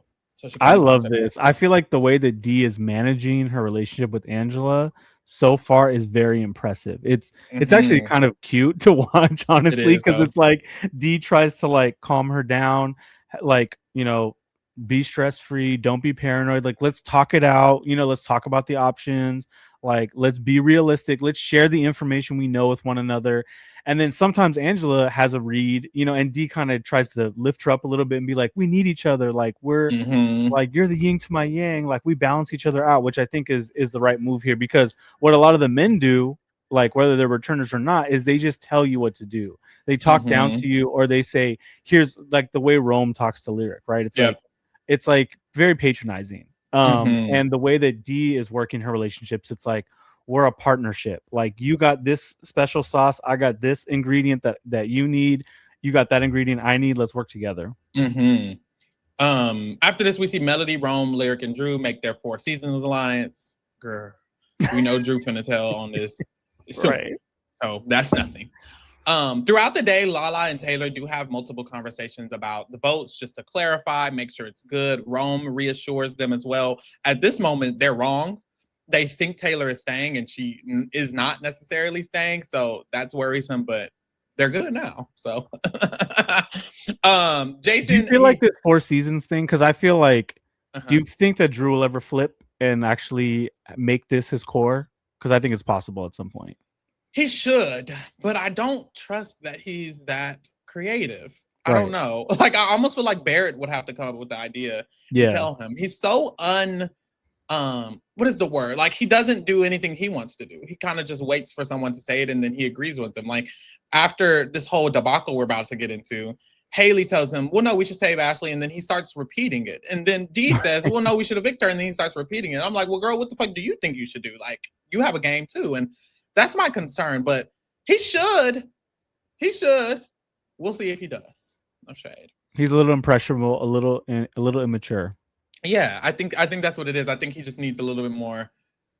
Maybe Barrett will. Like, I think maybe Barrett will, but even him, it's like, it's so hard to see either of them be active for their own game, but it's literally week 1. So yeah, we'll see. Jason checks in with Lyric, and then he also checks in later on with Lala. He's kind of feeling down, but girl, sometimes I can't tell if he's being fake or real because you know how he is. Clock that shit. So there's that. That was rough to watch on that episode, low-key. Oh my god. That was so rough. Crazy, and the casuals are not liking it, which how could you? Like, that was it was really it was mean-spirited. It's funny, but mean-spirited. So finally, Ashley talks to Melody. We get some real shit. They're in the storage room. Ashley is urgent. Mind you, she was very urgent when she talked to Mallory and Lyric earlier on as well. She had like a cadence to her voice that she was so concerned for them. And in this conversation, she is urgent. She's moving around. She's at the table. She's tapping on the table. She's like, girl, no, this, and this. Like, she is very urgently. And she's hella tall, so she's like standing over them. Yes, like... literally. Telling Melody everything she told Mallory and Lyric. There's a group of people. It's this person. It's Drew, Barrett. She literally listed Drew, Barrett, Angela. All of them again. She said, and Melody starts asking, what about Yash? She's like, well, Yash is in the middle. She's not with them. It's all of them, and they're together. She said they are together. She said Drew and Barrett included in the group of people saving her. She did say that. Put a pin in that. Fuck. So she's very urgent. She tells Melody, and Melody's like, well, damn, girl. And Ashley says, I want you to be with us. I want you to join our team because we're the majority. You need to join us on this side. This is where the numbers are. This is where you need to be. I don't want to leave you over there. Big mistake. If Ashley should have said, we need to con them and stick with our side or whatever it is, Ashley trying to bring Melody over, she's not the person for that. Honestly, Lyric and Mallory maybe would have done it, but Melody is not that type of player. She doesn't really want to be up under all of these other people at the bottom of an alliance, which she shouldn't, because she would just go home anyways. That part. And also, like, Drew's been working on that all week. So, like, you're just undercutting what he's been trying to cook up for days now. So, but she doesn't know that because she's not actually in the alliance. Yeah, literally. So it's a mess. So she lets her know all of this information. And you would think, like, it's like, oh, Mallory didn't do anything, Lyric didn't do anything. It's kind of like, damn, is Melody going to do something? So we're watching the feeds, waiting to see. We see Mallory is already talking to Drew in the gym. And in the gym, Mallory is talking about how she low-key wants Ashley to stay, and I don't know. And Drew is talking to her. And in my opinion, Drew was doing horrible in this conversation. It was hella fake. It was hella fake. But it worked on Mallory. I don't know how. It's like, do you think it really worked on her? Yes, because later on she says, I guess I trust Drew now because we had that conversation. Because I kind of read it as they were bullshitting each other. Me too. At the time, that's how I felt. Maybe Mallory isn't super swooned, but later on she's like, well, I guess I kind of do try to. Girl, what the fuck? How? This was a crazy conversation because she would ask him a question and he really wouldn't give an answer. And she'd say she wants Ashley to say, and he really wouldn't talk. He wouldn't really say much. It was so not active. He doesn't give her anything in this conversation at all. Jesus, even like she asked him, do you trust Jason? He's like, I kind of trust Jason. She's like, well, I kind of don't. And then he doesn't say anything. Like, girl, he's not even telling you anything about Jason. Right. Jesus. Didn't he confront her though and say, like, I heard you didn't like me? Oh, he did. He did. So that was an interesting tactic because it puts her on the defense immediately. Yeah. It makes her have to talk. Right. Yes. Yeah. It made her kind of had to defend herself. So that was an interesting tactic. I didn't hate it because it it's kind of like what D did earlier. Like try to guilt trip your opponent or the person you're trying to miss and see how they react and how they scramble in the moment. Maybe that's what like started getting her gears turning in the opposite direction. Because earlier she was saying, I don't trust Drew. Like something is sus. Exactly. So Melody walks in. Melly had got the tea. And meanwhile, Ashley had told her, I don't know why Mallory, Lyric, nor Drew have told you this information. So Melody is coming into this conversation aware that Mallory didn't tell her shit and Drew didn't tell her shit. So she starts picking around at them. This was very funny. I loved this because she's like, I don't know, like, I feel like everyone's getting out Ashley, right? And she just waits for a response. And then Mallory and Drew are being so sus in this conversation because every time she says something, they just kind of like look there. At each Hello? other. Yeah. The Spider-Man meme. Literally. And it's like, girl, hello, she's asking you a question. And so she starts asking them more questions. And then Mallory starts rambling. Like, she's not revealing that she already knows this information. She just starts rambling about the vote. She's like, I think the vote will with Yash, right? Isn't it? I don't. And Melody just cuts her off. She's like, well, I feel like we should keep Ashley. And then she shuts up. And it's like, then everyone in the room is like, oh, well, there you go. Drew starts talking. He's like, oh, yeah, I think that's where the majority is. I think there might be a majority there. I don't know. Is there something? Maybe there's an alliance going on. I'm not sure. But, I think we could do that. Emily's like, yeah, I think we should do that. And then she points something out. And I think this was another test. She says, and Devins has to go. She has not said this. She has not said this before to Drew, to Mallory, to anyone. That was spicy. She threw that out, and Drew is on mute. He doesn't say a word. Arms folded, head back. Yeah, just nothing. He doesn't say shit. And Mallory was like, wait, really? And she's like, absolutely. Of course he does. Look around. Everyone loves him, etc., etc. So he's the dad of the house, right? Some shit like that. He's the dad of the house. He's the dad of the United States. He's the United States father. Well, not our father, but allegedly. Yeah, according to them. So after this, she leaves. In my opinion, I thought she left like not trusting either of them. Well, we'll see. She quickly goes downstairs and she goes to Rome. Rome is in the nook in between the bathroom and the kitchen. And she goes in there and she tells him, look, Ashley just told me that all of them are getting together. They're working together to vote us out and they want to blindside us. And he's like, oh, interesting. And she says, and Drew didn't tell me a fucking thing. Boom. And then she walks away. There it is. So I'm like, okay, wait. We were up. The Discord went crazy when this happened. I was like, you got him clocked, girl. You got him clocked. So the next conversation we see is Melody outside with Drew. Drew is playing pool. Melody starts playing pool with him. And she starts getting down. She's like, yeah, Ashley told me you were a part of a thing. And there was a whole team getting together to kind of like go against us and slide us. And she said you were a part of it. Like, I know you're not a part of it. I know you're in the middle with me, right? Like, you're in the middle with me, right? And Drew's like, wait, yeah. And she's like, because if you play me, like, if you're saying you're with me, and you're telling them you're with them, you'll never win the game. You know, no one has ever won the game. Then you have no one. Yeah. And then you have no one, which just a note on that, I think she's right. Like, it is very difficult to win as the person who was in between the two sides. I'm almost like, bitch, who's done that? Because even other than June Song, or maybe even Andy, but even Andy, like, I'm like, girl, this is a very special type of thing to execute. Drew, are you going to execute that? Every other person who's like tried to be in the middle, they've lost. Even it's Tyler Crispin.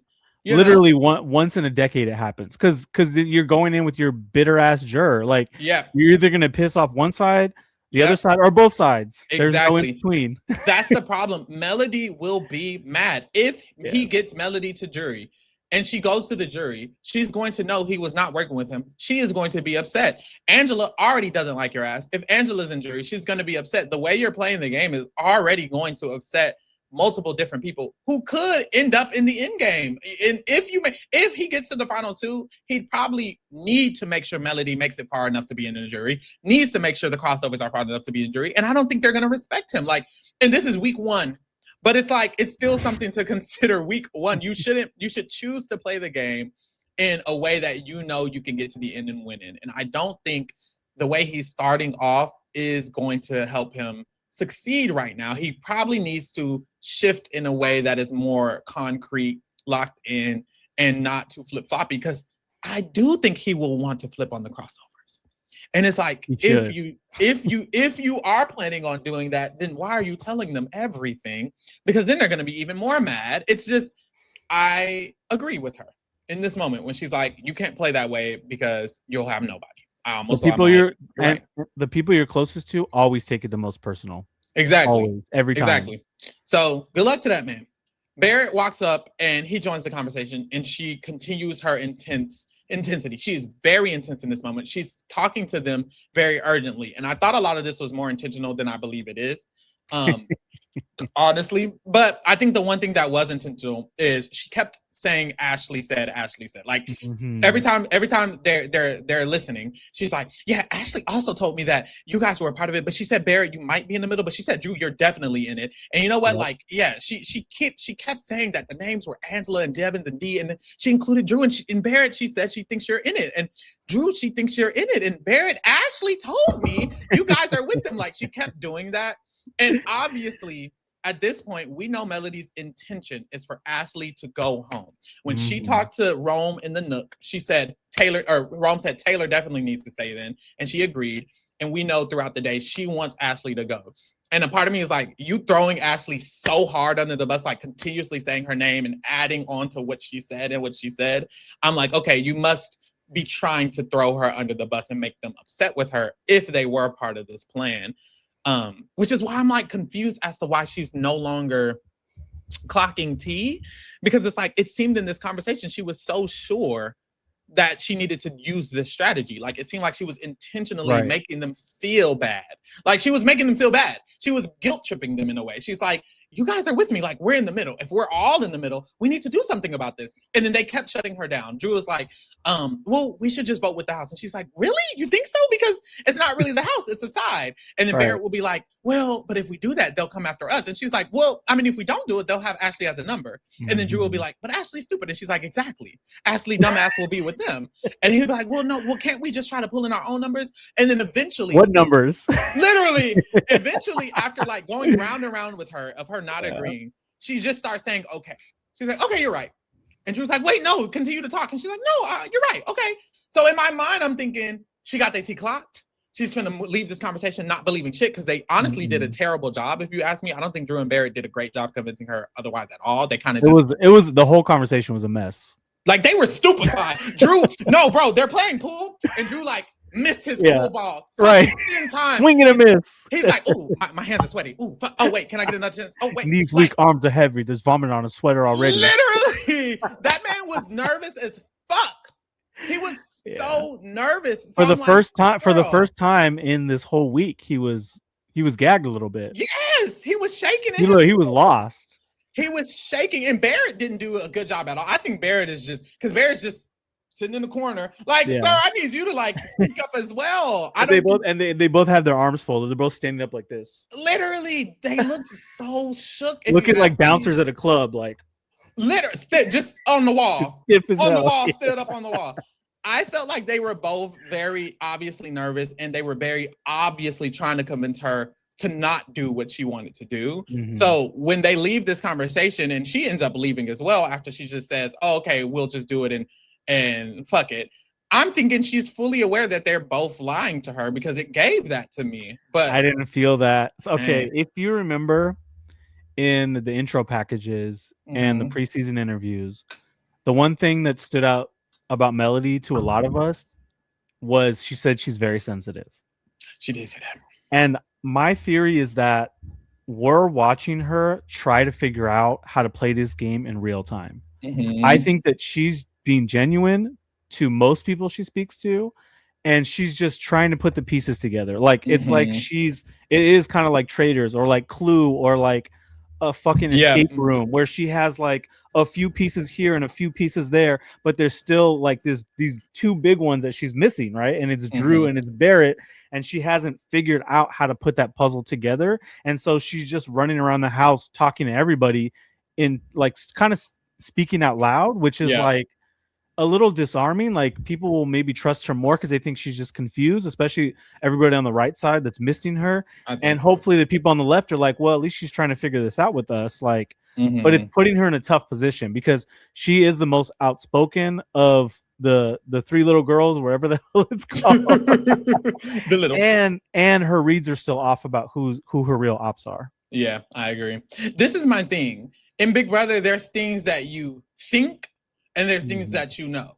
Yeah. And it seems like what you think or what you believe or what you want to believe tends to trump what you actually know. Yes. And this is one of those moments, and that's the problem. She believes / wants to believe / thinks that Drew and Barrett can and will be with them on their side. Because as humans, you want to be safe.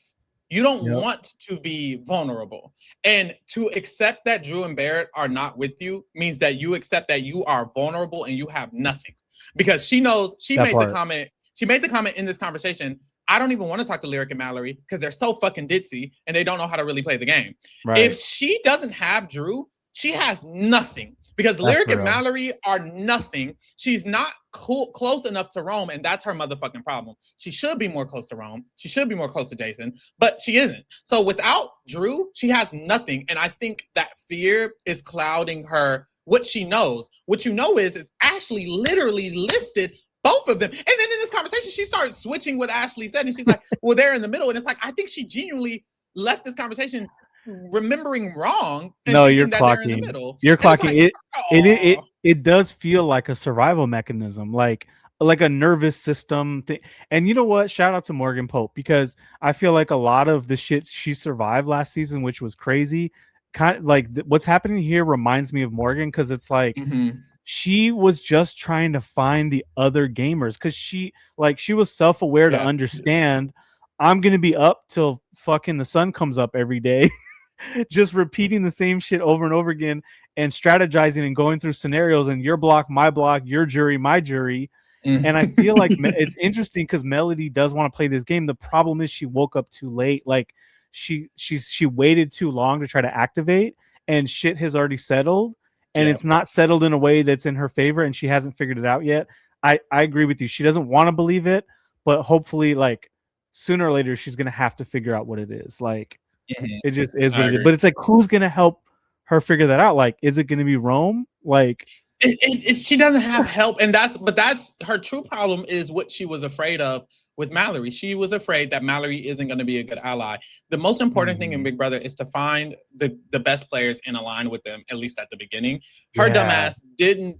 She chucked her under the bus so fast. That's her problem. She should have just chose the icons to begin. She could have been in the crossovers if she wanted. It could have been 6 people, and her and Drew are already close. Like, she fucked up. She chose dumbass Mallory and dumbass Lyric, not my words, her words. Instead, and it's like, girl, that's who you chose. Okay. That's what the fuck you did. Like, girl, you should have joined the crossovers. The hell?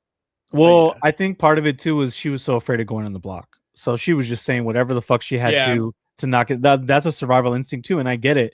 Her and Ashley knew they were the options. So that's very true. That's very true. And I will say, I don't know. I'm not going to get too much into this part because I don't know how true it is or how false it is or whatever. But I do have a theory sometimes that it is a little bit easier for archetypes like Drew and Barrett to be included in things because they are white men.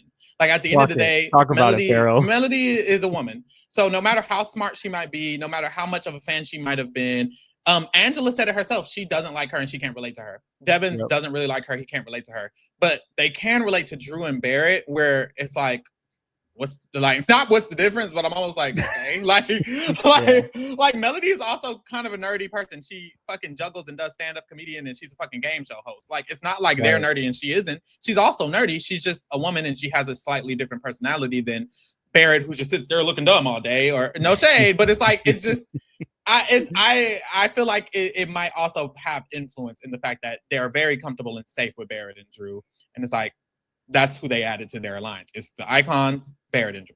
No, you're clocking. If we were to do like a study about the history of like 28 seasons of Big Brother and how often straight white men in particular get included in alliances versus like black women and then just women of color and then also white women, I think the numbers would be insane. Somebody dig that up. No shade.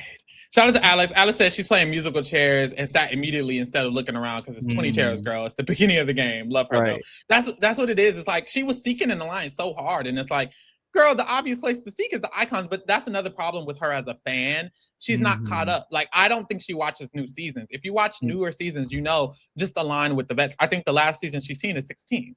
If you've seen 18 or 25 or last season, you would know that you need to align with the vets, and I don't think she has. I think she stopped at 16, and her dumb ass is stuck at 16, but that's what she gets. Let me stop calling this girl a dumbass. Anyways. I didn't hear it. Because she's smart, but wow, I want her to do better. Barrett and Drew, they talk after she leaves, and Drew's like, Ashley sucks. Barrett's like, yeah, I actually want to vote her ass out now. Like, I feel like we should talk about it, but she can go. Which, that's why I thought this was intentional a reaction to them. I don't think they should necessarily just immediately be voting out Ashley. They should think a little bit longer about it. But in this moment, they're like, fuck her. So let's see how it works. Because I think technically the reason Ashley is now going is Melody. Period. Like, this conversation is why Ashley is now going. If this conversation never happens, Ashley would not have been the person going home. It's because Melody shakes Drew and Barrett. Like, she literally shakes them. She puts them in a bottle and rattles them up and then releases them, and then she leaves. So this is what causes the ties to shift, which is great for Melody, because Taylor going home would have sucked. Like, Taylor staying terrible for that whole left side. It's terrible. So regardless of her being snowed or not, this week is still going to go in a direction that's better for her game than it is the crossovers, in my opinion, because now Ashley is the person going home instead of Taylor, who is a much better person on her side. But Barrett does remind me of a Survivor player here, where it's like, oh, we were trying to work with her, and now she just fucked up. She's going home tonight. Yeah, like that was kind of the like it's like the scramble after the like immunity challenge, and Barrett's just like, I'm over it. Let's get her out. That is what it felt like. Jason and Angela, they have another one of their chats in the storage room, and Jason is like a little erratic, crying and saying like, yeah, Haley told me about you and Lala, and I just want to say, like, it's not and Angela's like, wait, hold on, what you mean? Haley told you what about me and Lala? He's like, no, but you and Lala, me and you, we there's nothing wrong, we're actually all good. And Angela's like, wait, calm down, babe, like, what's going on? Like, did I do anything? And he's like, Haley was talking to me, and she was mentioning that you were upset about the Lala thing, and I just want to let you know that there's no reason for you to be upset with me. I'm not mad at you. I'm not mad at Lala either. I don't know why Haley did that. I just think she's trying to rattle me up. And Angela's like, well, girl, no, I think we're good, and I don't think there's a problem. And I was so hyped because I thought Angela was gonna go off. Yeah, here we go. This was another opening for her. She controlled it. She did. She controlled it. She calmed it down. She like consoled him. Angela's doing a good job. She just is, honestly. And then she goes back to, and she wants to go back to the storage room and scream and cry to herself. Literally. So after this, Kamu talks to Drew and Barrett, and Drew lets him know, girl, Ashley done told the whole tea of the house. Like, she told everybody. She told everybody everything. Like, it's giving like we might need to vote her out. Then Drew goes to the back room and he tells Haley the same thing. He's like, it's bad. It's giving this. It's giving she needs to go home because she's telling everybody everything.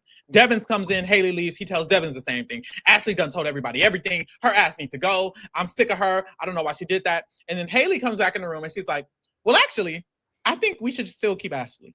And Drew's like, oh, okay, we should keep Ashley. That pissed me off so bad.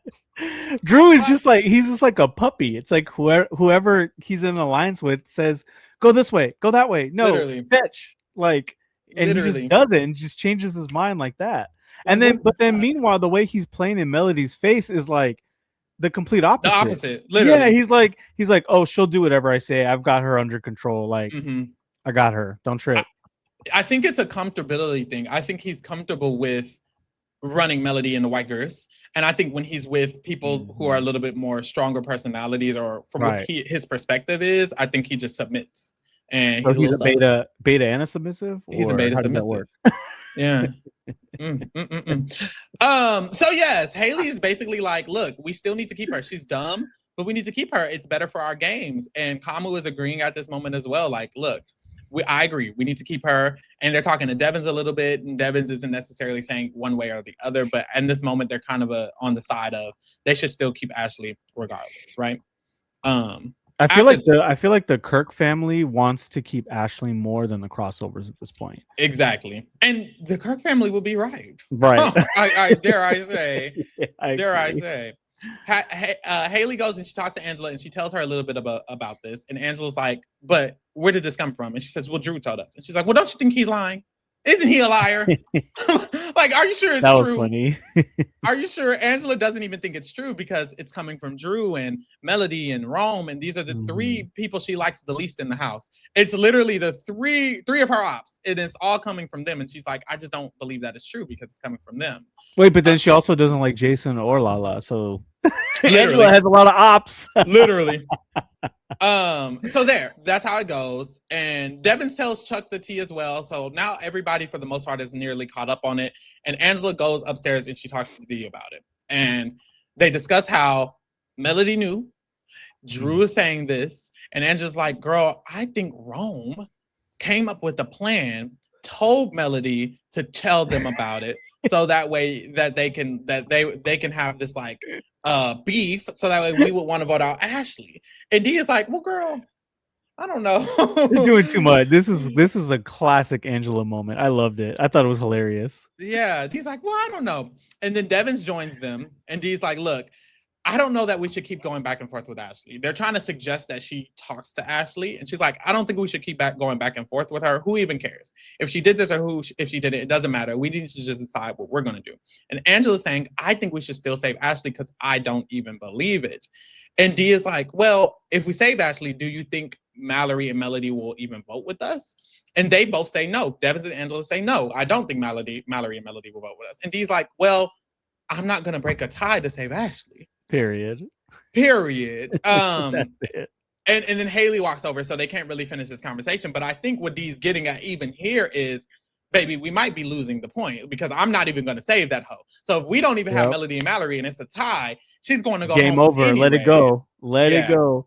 I actually kind of agree with Dee here because then they come down to essentially the conversation is about, do we want to show our cards? Because if we have a split vote week 1, now people have real information about who stands where and in what order, and all the bullshit we've been going Waffle Wednesday. Here we are going back and forth is going to come back to us. Now we have 8 people who could win HOH and be like, oh, you voted on the other side. You 3, like, I'm gonna just pick 3 of y'all from the other side versus trying to stay hidden, voting together, letting the consensus go. And you still have your structure.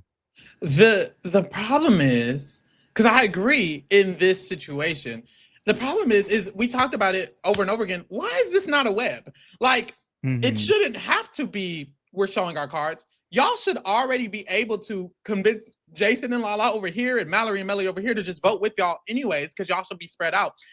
And Mallory and Melody do want to vote with y'all. Dee doesn't talk enough to enough people because, and that's the thing, Drew and Barrett give so much fucking information, but they don't really give valuable information. They keep saying we can flip Melody and Mallory. You don't have to. They already want to do it. And if Dee knew that, I don't think Dee would be saying that. Like, Dee's concern is they can't even flip Melody and Mallory when before y'all even told Ashley this plan, Melody and Mallory already wanted to vote that way anyways. Y'all just need to talk to more people. Dee don't talk to enough people, and neither do the other icons. Barrett and Drew do, and they're not smart enough to use the information correctly. In this moment, Drew and Barrett should have been like, actually, girl, we're good. Because the T is, we don't have to ask Ashley to do this. Melody already told me she wants Ashley to say. She said it over and over again all motherfucking week. And I believe her. All we have to do is let her know that the votes are there to save Ashley, and they'll do it anyways. We're good. Don't tell Ashley anything. And now we got what the fuck we wanted, and Taylor gone. Thank God they didn't do that. Right.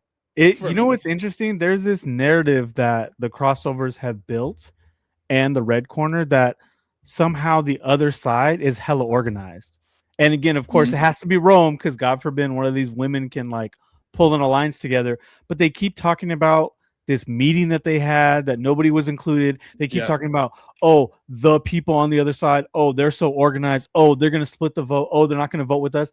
They're not even fucking meeting or talking. I didn't see Taylor or Lala speak more than literally 4 minutes of game with 80% of the people on the left side of the map. Like, they're not talking to each other. It's just the perception. They're feeling guilty. The crossovers are feeling guilty because they know they're bullshitting half the house and trying to get away with it, and they're lying all day. So their guilt is confusing them and clouding them into thinking the other side is some organized front, where it's just a bunch of random people that aren't in alliance with them. Yep, literally. After this, Lyric and Mallory, they talk, and Lyric don't like Ashley. We already talked about the clothing incident, but she said that this morning Ashley woke up and came to the bathroom, and she told her, "Aren't you worried about your parents seeing that?" And Lyric was like, "What do you mean?" And Ashley was like, "Yeah, I was up all night and I could hear you making out and kissing and cuddling all night. Like, it was all night." And Lyric did not like that, girl. Ooh, that was awkward.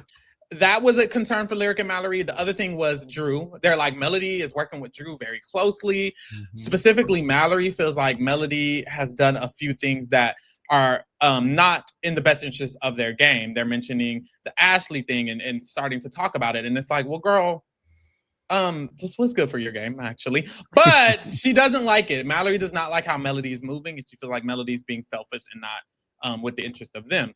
But what's funny is Melody comes in and gags her ass because she says, "I heard y'all knew about this tea the whole time and y'all didn't tell me." They didn't say shit to me. What's the fucking tea on that? I also feel like the Drew piece of it too, right? Is like making Mallory kind of look at her sideways. Like, you keep coming to us with shit and then you keep running. Like you were talking about this yesterday. You can physically see who's working with people. Like, you think people are hanging out all day outside or in the pool table or in those chairs upstairs and they're just talking about life. Like, like literally, what the hell? But no, and then even in this moment when Melody comes in, and she gags them a little bit, they don't even move to the guy. Like, they still don't own up to it. We never get a conclusion. Mallory never explains why she didn't say it. Lyric never explains. Like, what the fuck? But they get to the point of, either way, we need to save Taylor. And I think this makes Mallory feel a lot better because Mallory and Lyric genuine.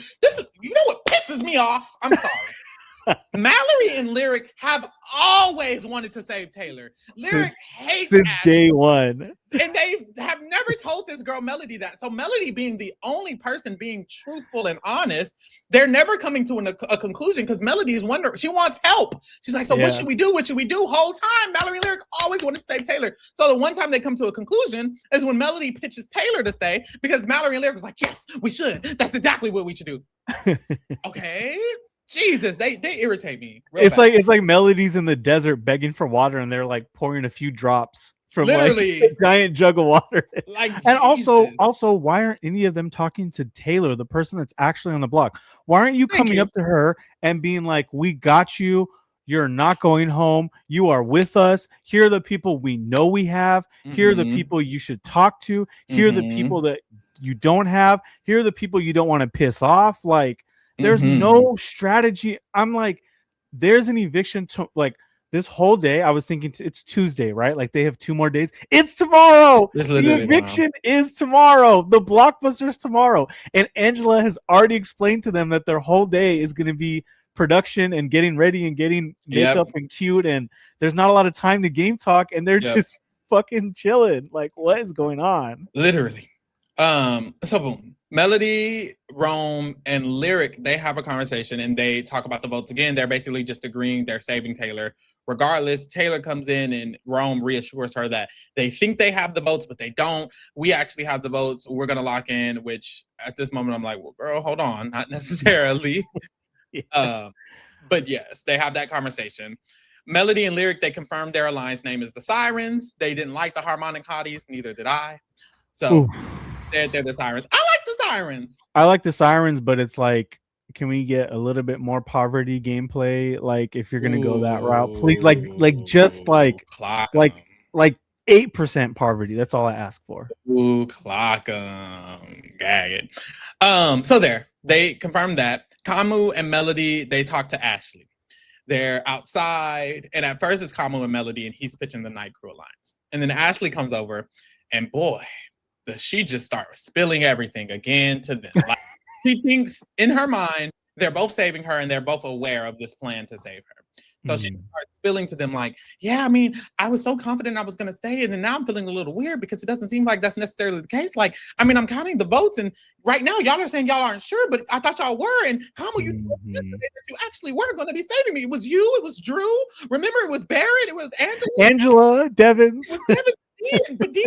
But I said that, and now I'm like, well, damn, I don't know. But y'all told me, and that's why I told Melody, because Melody knew, and now we all know that I'm saving, but it doesn't feel like y'all are confident, and I don't get it. And she was going on and on. Melody. Like it was bad. And then Chuck comes in, Kamu leaves, Chuck comes, and she kind of repeats it to him as well. So now Kamu and Chuck are aware, like, damn, this girl is just saying everything. Like, Jesus.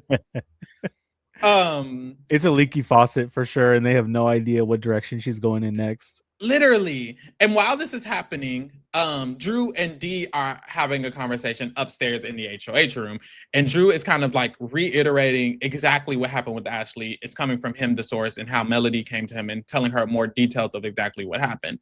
And he starts saying like, yeah, I mean, so I feel like we should like just continue forward with what we're doing, right? And she's like, so Dee's asking him like, so what do you want to do?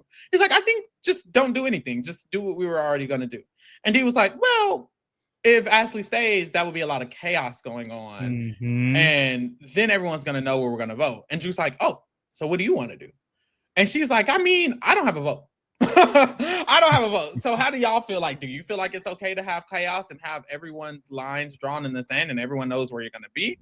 And Drew was like, well, so we should get rid of Ashley. And he's like, yes. He's like, okay, yes. I think we should get rid of Ashley as well. Like, let's get rid of her. I agree.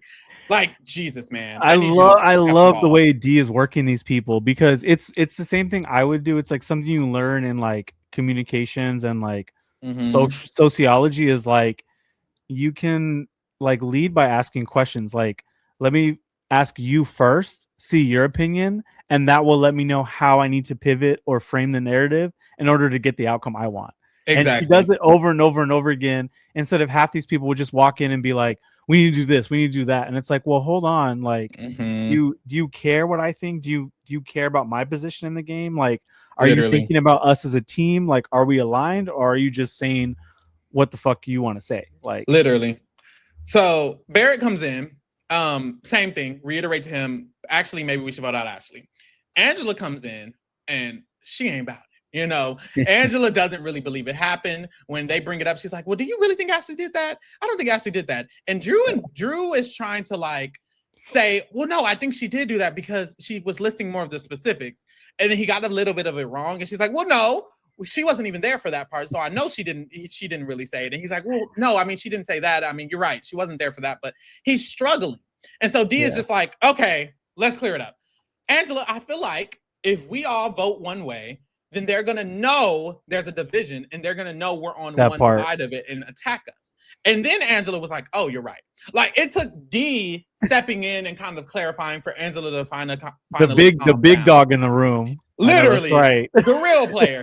And then she says, and then Dee follows it up with, she's like, has anyone talked to Ashley today? None of them have talked to Ashley today. It was crickets. It was crickets. And that's what kind of got Angela to kind of like calm down and kind of agree. So now their consensus is they are going to evict Ashley regardless, and they're going to save Taylor regardless, which is the same consensus that Melody and Mallory and Lyric just came to as well. That's what Rome and Jason are doing. So it seems like everyone in the house is going to evict Ashley regardless and save Taylor regardless at this point. Period. As they should. Chuck talks to Haley and he tells her that Ashley was acting a fool and that she mentioned her name. And so Haley has to call Ashley out. Kamu also affirms that this happened. Haley calls Ashley out in the middle of the living room and she's like, girl, why are you telling everybody the tea? Why are you telling them that all of our names? And why are you saying that it came from me specifically? And Ashley's like, wait, no, I mean, I'm not telling them. I mean, I thought everyone knew. Like, everyone knew. So she starts this conversation off basically excusing what she did by hiding the fact that everyone just knew she was staying anyways. And then Haley keeps pressing her. Why did you say specifically me? Why is it giving like it's coming from me? And then Ashley starts exposing, well, They told me to do this, actually. Drew, Barrett, Angela, and Dee, they sat me down and they told me that I need to go to the other side and I need to tell them that there's another side against us and this, and this.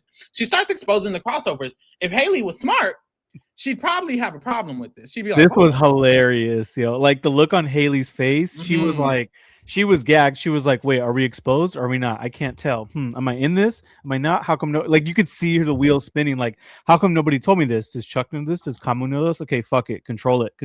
Like you could see the wheels spinning and she's trying to quickly adjust. Like, how do I work this conversation? Yeah. And of course she does what Haley always does.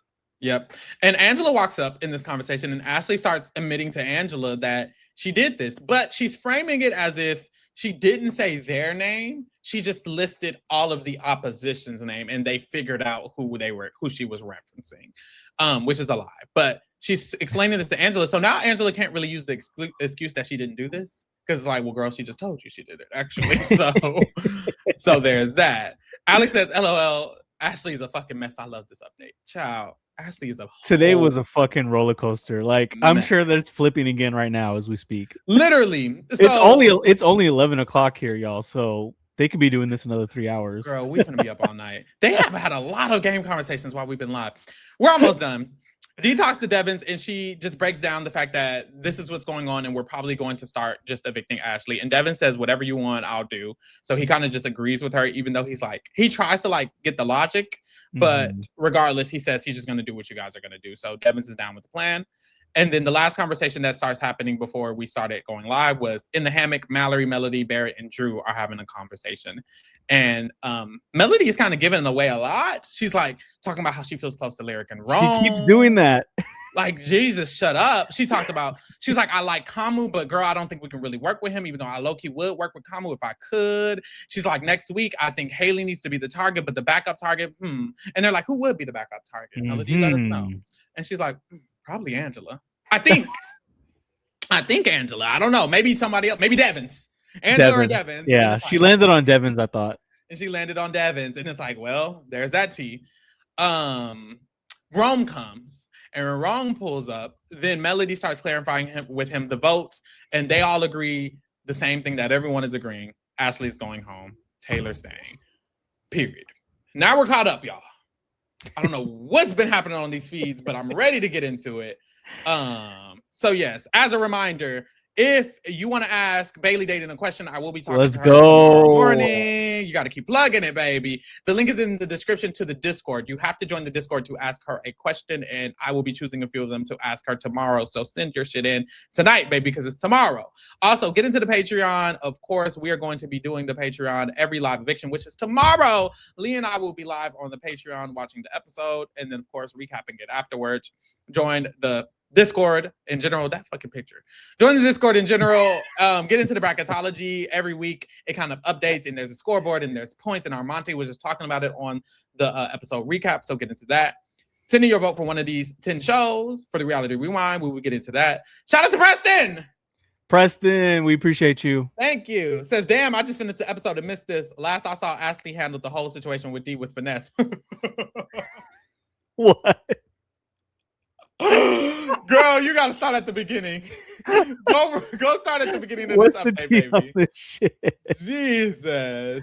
Oh my God. You know what's funny is it's like Ashley and Melody are kind of doing it. Like they're both just spilling their shit to everybody. Like literally, their allies and their ops, and it's just creating chaos. I'm actually kind of living for it at this point.